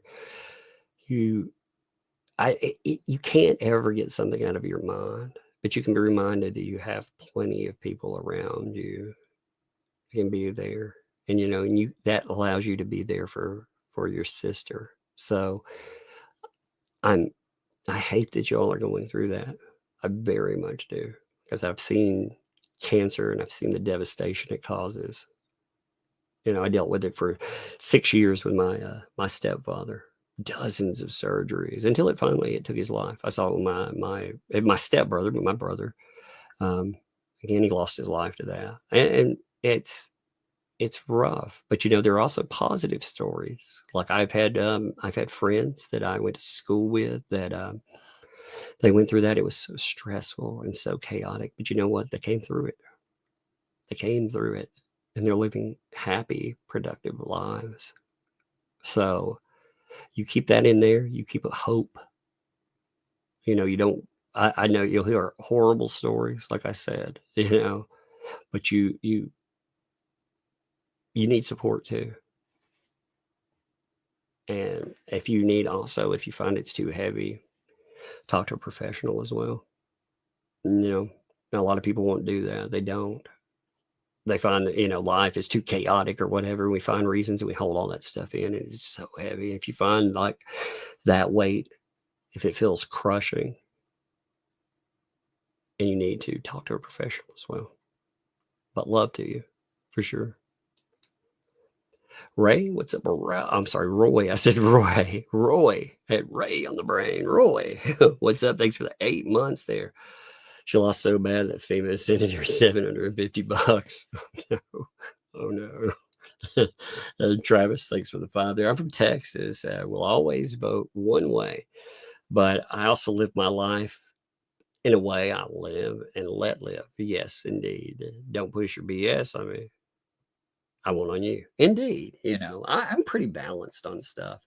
Like I said, I've made statements on Twitter talking about, again, if people want a different outcome, they need to maybe mend some of these rifts. And a lot of people don't want to hear that. It makes people mad.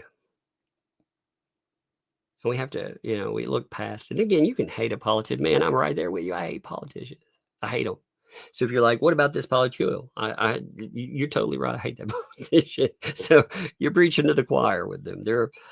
Most of them, again, they're horrible. In fact, people that have, are usually rich enough to end up fighting in the political realm. You don't get that rich without stepping on people. So I'm with people there too. But yeah, that's the best way. Again, like you're saying, live and let live. Agree to disagree. Not just be words, but actually do it. Hey, John, thank you again. 5 more gifted memberships. Thank you, man. I think that's 15 that I've seen so far, if I got that count right. Thank you, man. Like I said, I very much appreciate it. I do. You all make this not, you make it viable showing up. You comment, you have fun. Y'all support what we do, our endeavor. And like I said, it's very appreciated. It's allowed me, like for myself, right now I've switched over to almost all live streams because life was so chaotic. I was afraid of doing that too, because it's a chance. I have these days with things and the way expensive they are, it's important, but it's a second job. So you all supporting that, like I said, that means a lot. And thank you very much. Death Angel, thanks for 25 months. That's quite a bit, man. 2 years plus. Thank you. I saw my shrink on 11/6. She said people were really upset throwing up. I'm like, I'm good about the election, but I have anxiety. That's why I'm seeing her, and depression, and love and hugs to everyone. Yeah, indeed. That's the way people need to handle it. If you really do feel that, again, you disconnect from the extremes in media and social media, if you find that it stresses you to that point. That is an important portion of it. If you have legitimate concerns about that,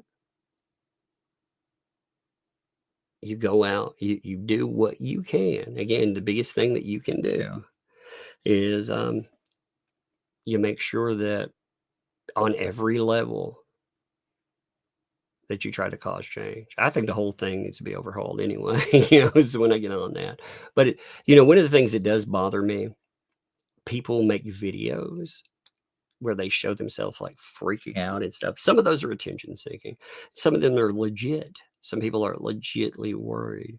And I hate this culture where people take those moments because they're going to become meme fodder. When people are upset and crying, I'm not talking about the freak out. The freakouts are one thing, but when people are legitimately upset, but whatever, I hate that because it never serves a positive purpose. If people get to that point, it's like you're saying here, you talk to a professional. I'm not saying to keep your concerns to yourself by any means, but don't exacerbate the issue. And also know if you discuss things on social media, they're going to get nasty. They always do. It doesn't matter if you have the best tempered resolve on it. It's also going to be, nasty as well. So it is. It doesn't matter, again, if you think one side, another side, or you're right, square in the middle, and you're like, man, I hate it all. In fact, sometimes I hate it all is the worst thing because, as far as the extremes, most people are right there in the middle. You have extremes on one side or the other, that are hardcore, but you have people that are worried. They're worried. Man, I worry. I'll be like blunt with you. I worry when I go to the grocery store and I notice that even basics are insanely high. Like I noticed this. I think it may not seem like much to people, but we think about this, okay? The other day, I was looking at generic hot dogs. I used to use them for fishing. I would just catch different things with like generic hot dog chunks. The cheapest hot dogs you could get. Those things used to be 80 cents a pack. Not on sale. They're just 80 cents a pack. Now, the last time I saw them, they were $1.50. They've almost doubled in price. Now, you may think, well, man, that's just 70 cents. Okay, well, that's 70 cents on one item. If I go out and buy yogurt,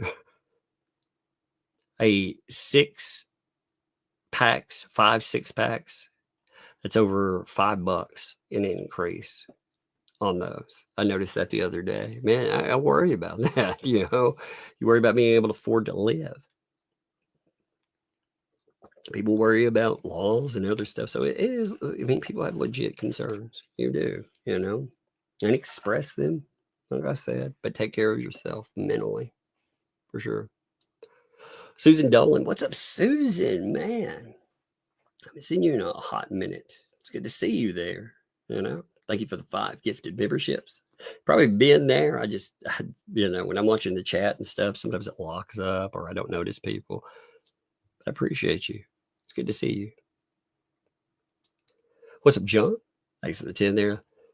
And Tiger would probably not appreciate me revealing this, but whenever I'm lucky enough to wind up on a scale job, I literally treat her as a goddess. I give 10% of my paycheck. She's my life. There's nothing wrong with that, dude. Maya, I was told this. Again, you can tell that you can tell this is a female's wording, okay, just because of the way it's said. My love language that's the way she referred to it. My love language is gifts. If I have, I give gifts, because that's how I don't just use words to say I appreciate you. I use the one thing. Remember, money is time and time is finite. So if I've spent my money on you, that means I'm spending my time on you. So there's nothing wrong with that at all. There's nothing wrong with treating somebody that you love like a goddess, man. That's great, dude. It's great. I love it. I love hearing about people's happiness. There's enough unhappiness, so it's great to hear about happiness there. Love you guys. Travis, what's up? Thanks for the 5. Funny thing is leftists are the ones saying, leave America are off themselves and never do. My message, enjoy the new cheap economy in life. Actually, people do, though. They do in there themselves. Unfortunately, this is, if you look up the rates of people and the increases of, I'm going to say, harm to self. Oh yeah, they go up within these months. So it does happen. As far as leaving the I mean, again, if you feel there's a problem, and I'm not pointing this in any direction, like I said, I'm just saying, if you feel that there's a problem, the way you fix it, again, you go out, activism, change it. You get a chance, you change it. I try to change things all the time on my, on local levels. It's funny, I for myself, again, politically, people are complex creatures too. Again, we worry about food, we worry about gas. I want you to have funding to go and get physical health, mental health, for the last, not just one administration, but every administration I've seen since I've been in mental health, our dollars dwindle. So I'd like to see a clean sweep of the board and somebody go in and actually do what they promise, but you keep fighting for it,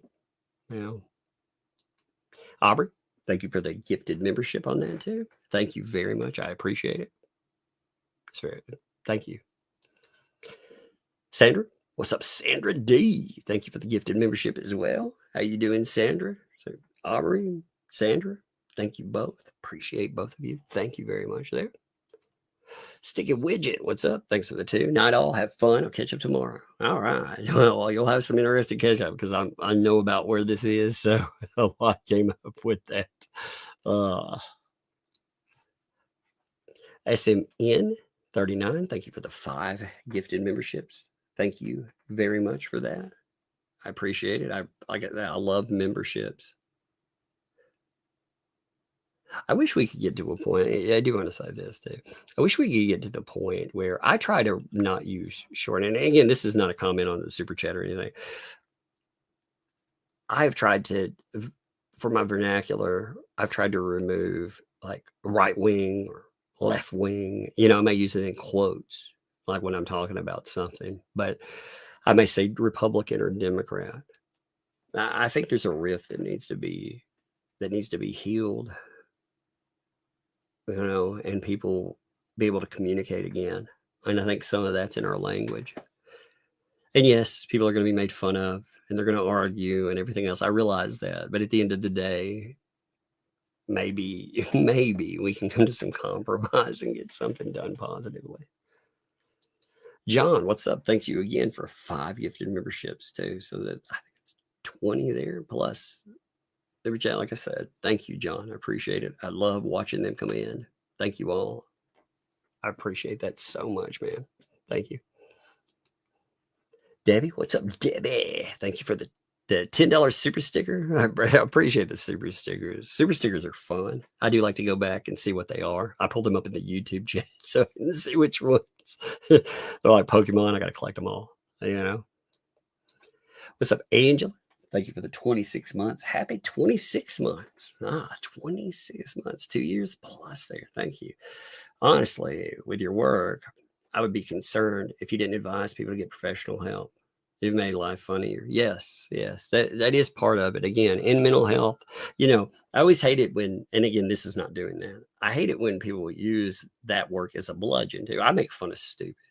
I do. But when I think there's a legit concern, I do want to advise people to go and get help. And I'm decently even-tempered about. I also, I try to explain. I live in the rural South, and if you don't live here, you don't know what the mindset is like. It's like you see the images on media, but you don't know what it's really like. You don't. It's very anti-government. There's a lot of religion involved, but sometimes not. But there's so much poverty, and there always has been. That goes back forever. And when you see that mindset, a lot of people express socially and politically the way they do because they're begging for change.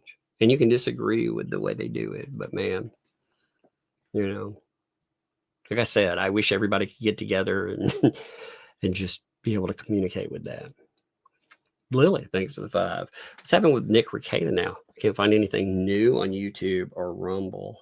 He had a couple of local streams recently. They were cooking streams. I've not kept up with case-wise. And I'll tell you, the reason I haven't done that lately, first of all, I know Nick. And I feel like with that case, it's gotten to the point where there are extremes there, you know.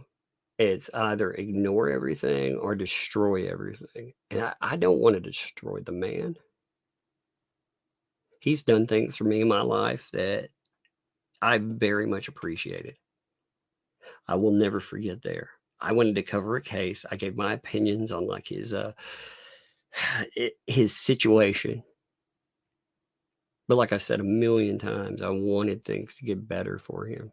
I think he's under a lot of stress. You can look at some of the stuff going on. Again, you have your own opinions on it.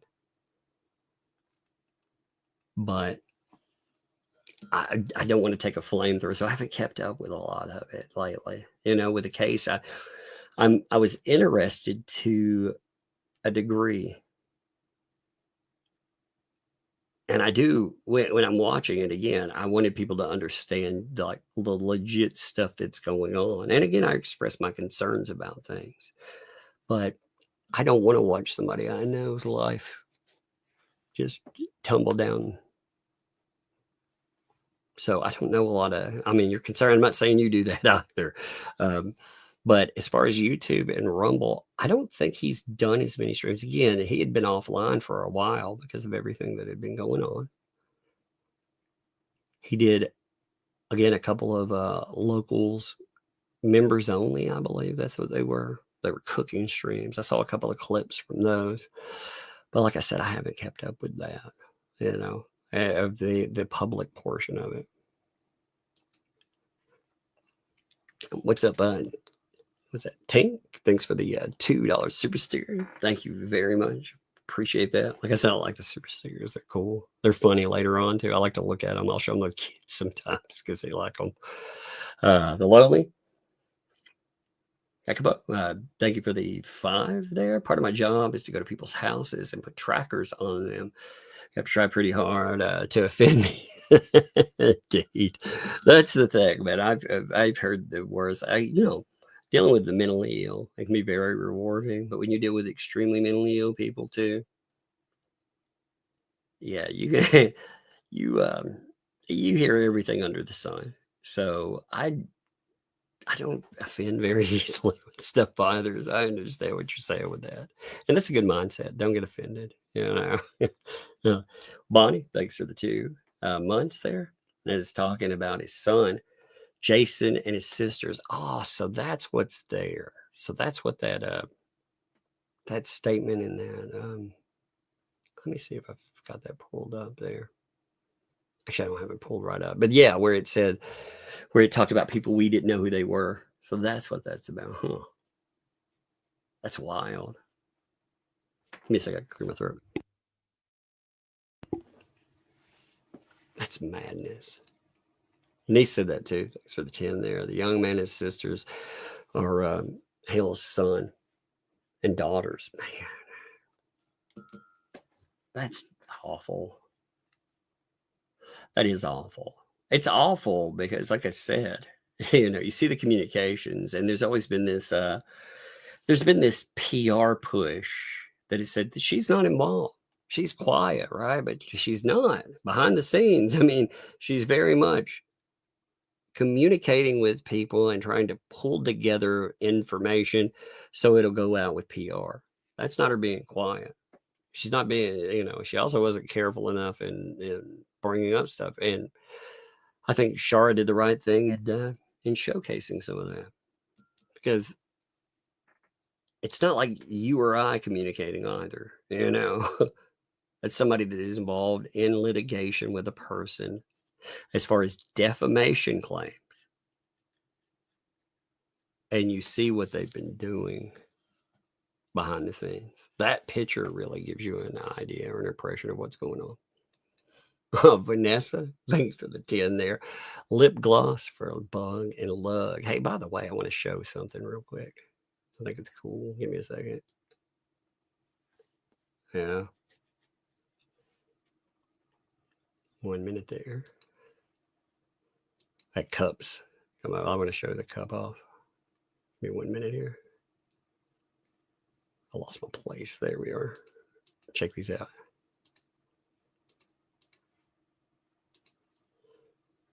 Check that out. That looks great. I like that. I plead the fifth. Awesome. That looks good. I see them in the really real. Those are crazy good. Came out really well. Like that, man. By the way, if you like those, ThatUmbrellaGuy.com. You can check out our merch. If I plead the fifth, it's so much other good stuff. Those came out really good. They look awesome. Man, Dead Punk, his work there. Again, Ray. Man, everybody's done such good work. Thank you guys. And thank you, Vanessa. Lori, thanks to too. Is that catalog from my, oh yeah, the Amazon catalog? Yeah. My daughter, when she saw the Amazon catalog, she was like, all right, good times, fun times. And she was all over it. It was amazing. It was funny. Everybody got those too. It's wild. It was like they sent them to everybody and their mama. And that was good. You know, that Amazon, if you've received an Amazon catalog in the mail, it's just like the old days, you know, sit down, you see all the toys that are put together. I love that.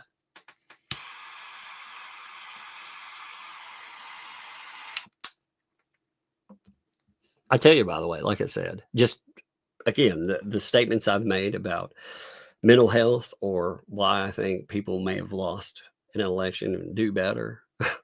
Again, just to tell you how insular and how offended people get by this stuff. Just saying that people, right after saying that people should get help on Twitter, you know, if people really feel like that, I lost 40 followers, and I don't care. I don't give a fuck. You know, if people are gonna be offended, they're gonna do their thing. But it's amazing. It's amazing how easily people are offended by something like that. People are offended by everything. Apparently, like we've gotten to this point again where people are great until they have an opinion that you disagree with. That's when you find out, really. Find out about not just yourself. I'd be curious. I mean, even I cover a case for a lengthy amount of time, like this one. You lose subscribers every day doing that. But it doesn't matter because it's an important case, you know. But when you, again, talking about social or really you're talking about social issues, it's just amazing how crazy people get about that.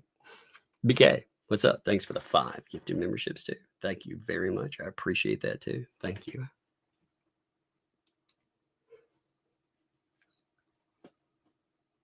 Is that green veggie beast? Thank you for the 10 there.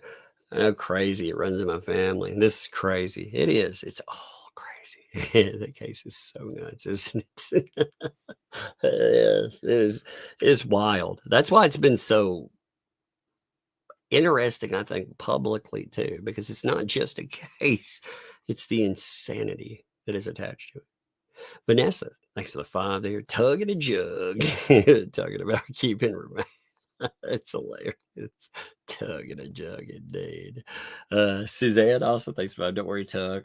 I'll prop you up in the front yard on Halloween to scare trick-or-treaters. Did you see that? There was a really funny short where this medical student was talking to his mother. And you could tell it wasn't like a skit. He was upset. He was talking to his mom. He was like, Mom, you put out my my anatomical skeleton, you know, the one that I use as a Halloween decoration. That it costs hundreds of dollars. And she was looking around the other stuff he was, rather, and she had put out something in a basket. And he's like, that's an enlarged model of a testicle. Why did you put this up there? Put it out as a decoration, thinking it was like a crystal ball or something. It was a giant learning model of a testicle. Oh, oh my God. Hey, what's up, Crystal Love? Thanks for the 25 months. I would totally pay for a little Jogo Duck indeed. You and Megan are the highlights of the evening. Thanks for all you do. Thank you. I appreciate that. That's hilarious. Hey, I know, Michelle. Thanks for the 6 months. Sign us up. We'll buy a piece of Tug and a Jug too. Man, man, there is life after death. Shelf life, shelf life after death. Also attached to that too. Thank you for the gifted membership as well. Thank you very much. I appreciate it. Thank you. That's funny. Amanda, thanks for 5 there. You mentioned this, before, and again, I just want to give you love and prompts and serious anniversary there. But I'm glad you're here with us. And again, because for everybody, if something serious comes up, it's good to be around people. Cindy, thanks for the 6 months there. 2024, the year of crazy lawyers. It has been one, hasn't it? It has definitely been one. You're right. You're right. Thanks for 5. I used the AI app on a photo of my dad. I lost him when I was 15. There are no videos of him, so the AI of him smiling made me cry, but I love it. Yeah, that's what I did with a few family members. If you haven't looked that up, by the way, just for fun, period. Like if you have somebody and you want to check it out, just look up AI photo family, and you can find ones where you can take a picture and it will fill in details. And man, it is remarkably accurate, or at least it was in the ones I used. They were remarkably accurate. It was amazing to see, especially with people, like if it's back when, and you don't have as much video of people. Nowadays you have as much video as you want, but back when. Lori, thanks for the 7. Has anyone filed a complaint with the bar? Send them proof their behavior can't possibly be acceptable with the bar. I think there had been a bar complaint. I'm not sure. I'm not encouraging that, by the way. I just want to be clear in that. I am not encouraging anything whatsoever. But I believe there has been a complaint. Now, is behavior acceptable? The bar is more likely to circle the wagon, as it were. They don't do a lot. I mean, let's just be honest. They don't do a lot anyway. That's sad and unfortunate. What's up, Travis? Thanks for I'm an alcoholic, but I've stopped. I feel so sick, but so good. It's crazy. I thought I was good, probation, but fell back in, but good now. Hey, man, you have. It's like this. Okay. Tell those people with therapy or anything else. Life is not like climbing a mountain. You don't just keep going up. Remember that Alpine game and Price is Right, the little yodeler, yodelay, where he's going straight up a mountain the whole time.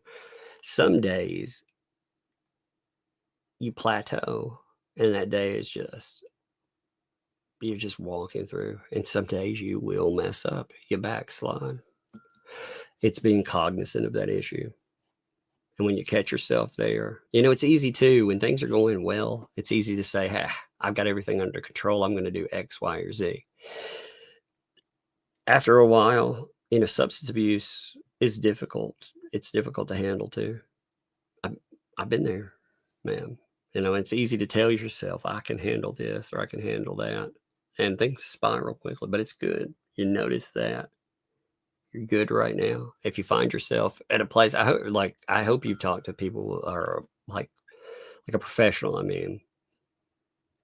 about a plan, because, or again, work a program or whatever helps, because it adds,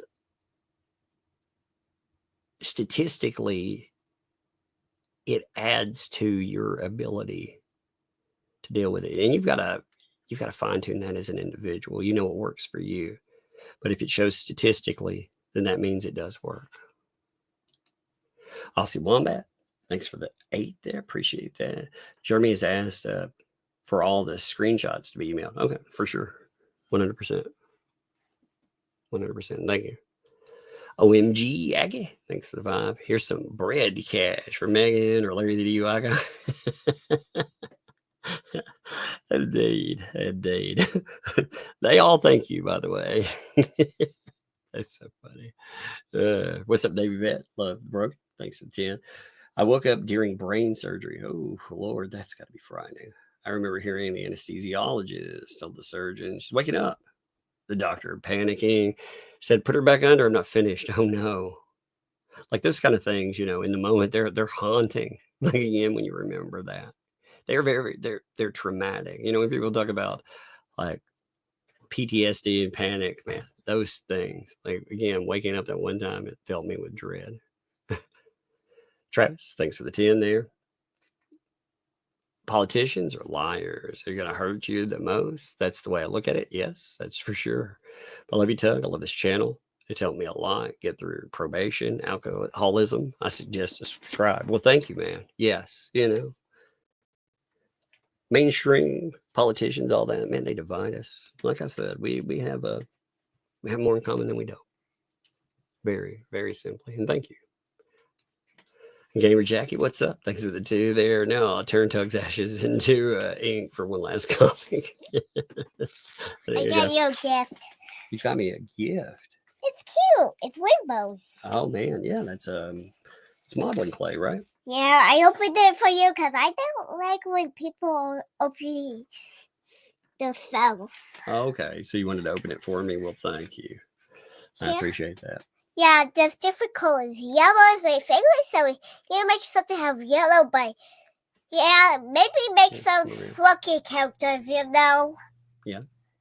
Like orange, red, Are you feeling yellow. better? Are you feeling better today? You sound better. Yeah. You're not sniffly. Yeah. And not pretty hot. It's just a little bit hot because sometimes I lay in my bed without cover. But you were telling me earlier that it's hard for a 5-year-old. Yeah, when you nail sticks up. Oh yeah, when your toenails stick. Yeah. Yeah, you have to peel it off. Oh, that's hard. Oh man, that's tough. That part is the hard part. Yeah, and you told me like opening like your water bottle or your drink bottle. That's tough too with a 5-year-old. Yes, it's tough. Oh man. Well, your teeth is shrunk for that if you want. You should not use your teeth for opening stuff. But it's yes, Dad, right? And sometimes you, if you want, I've tried to do anything with something. Yeah. I just knew. I heard you tell. I heard you when you said life is hard for a 5-year-old man. Okay. Yeah, it's hard to do this like you. Oh man. Yeah, I have to use you other finger to help so you can do it now. But sometimes it doesn't work. I can say thank you to Ray. She's been there 24 months. She's been there 2 years, man. I want to see what's on your phone is cute. Yeah. Hi. They said they're only here so they could see you and your sister there. Any jokes? We like you too. Look, see that. They love Thank you. you. But I want to look at these things because they have to send some hearts. Yeah, they're sending hearts. Look at that.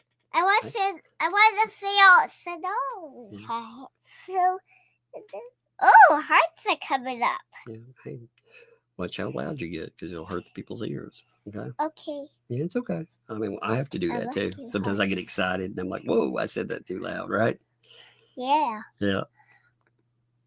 I'm the fast kid and the jumper kid. I'm shrunk like my dad. He always walks out. I walk out too. Yeah. I need one dumbbell. I need 2 dumbbells so I do my workout. Yeah, and Dad has. you need 1 or 2 dumbbells. Is that what you said? No, 2 dumbbells down 1. Oh yeah. Oh, 1 or 2. Okay. Yeah, that's what I said. And the gift was sending heights. I like the hearts was thinking for the yellow hearts and purple hearts. Yeah, that's what we do. We walk around though and work out with our dumbbells, don't we? Yeah. I like yellow hearts, and Sissy like purple. She likes purple, huh? Yeah. And I like yellow. I know you love yellow, don't you? Oh, some people said rainbows and some candy. Do you see that? Yeah, I see the candies. They're cute, huh? And the rainbows. Oh, with the rainbows too. I love the rainbows too. Some lip glosses. Yeah, somebody sent $5 for lip gloss. It was Vanessa. Can you say thank you? Thank you, Vanessa. Yeah, We know Vanessa a lot because her comes at church. No, that's the different person. That's a different person. But Vanessa is good. Same My name. double Vanessa. You like that name, Vanessa, right? Yeah. Because you know what That's Vanessa that you the like. double Vanessa is the best because sometimes Yep, very nice. love. Oh yeah, making a heart with your fingers. Yeah, that's good. Yeah, her loves me, and one more teacher loves me, but I don't want to talk about her name. Oh, okay. Well, look at that. Hey, check this out. Look, there's a super sticker. Say, you say thank you, Lady Tammy. Look at it. Look, it's a puppy. See the puppy there? Thank you for the puppy. It's cute, huh? Yeah, the puppy's so cute. Thank you Oh, for my the goodness. puppy. This is so cute. Look, Another one. is that Serenity? Is that Serenity? Thank Yeah, you. it took me a minute. She said, that's for a candy fund. $5, man. Yeah, what? But can you want to tell them thank you? You can. You can. Thank you. Yeah. Yeah. They I gave you $5 like all for the candy fund. comments with a little human heart. The little human hearts right there is Oh cute. yeah, those are very cute. Yeah, the little hearts with eyes. Yeah, they're cute. Yeah. The human. All right.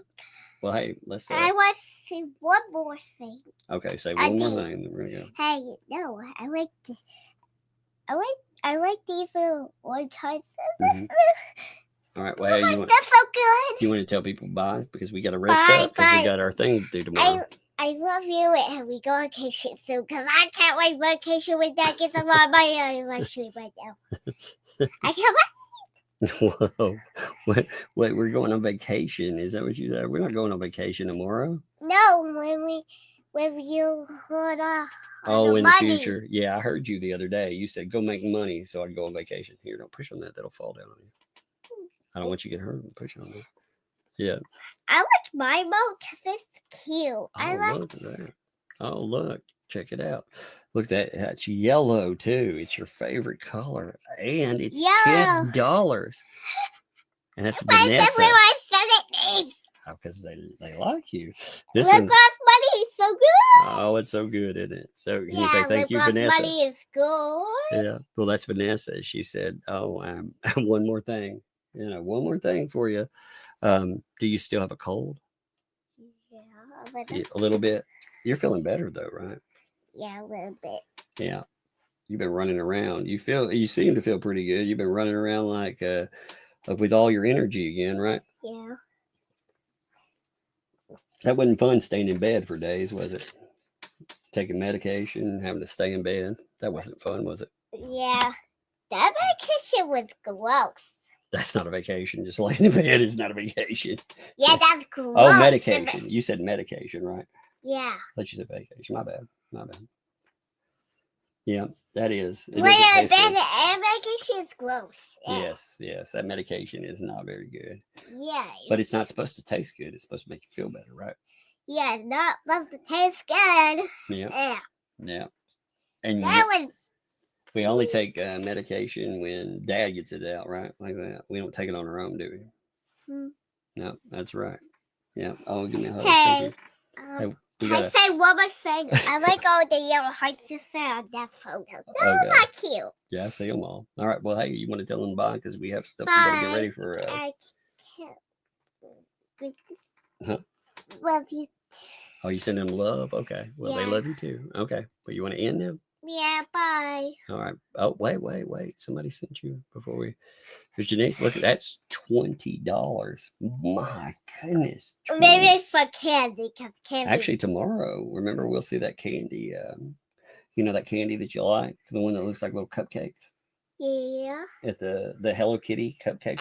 And the moons. Oh, and the moons. Yeah, we got to eat both. That's about. I go get the $50. cupcakes ones and moon ones because those are pretty good. Go get those.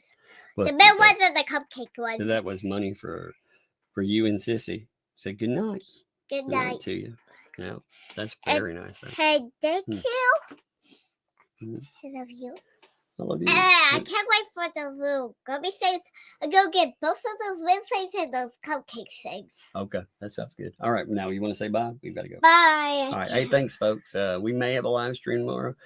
I don't know. It depends on how tomorrow goes. But the next time I'm going to cover that footage that links to the topic today. So anyway, appreciate you. Later. No, I like that.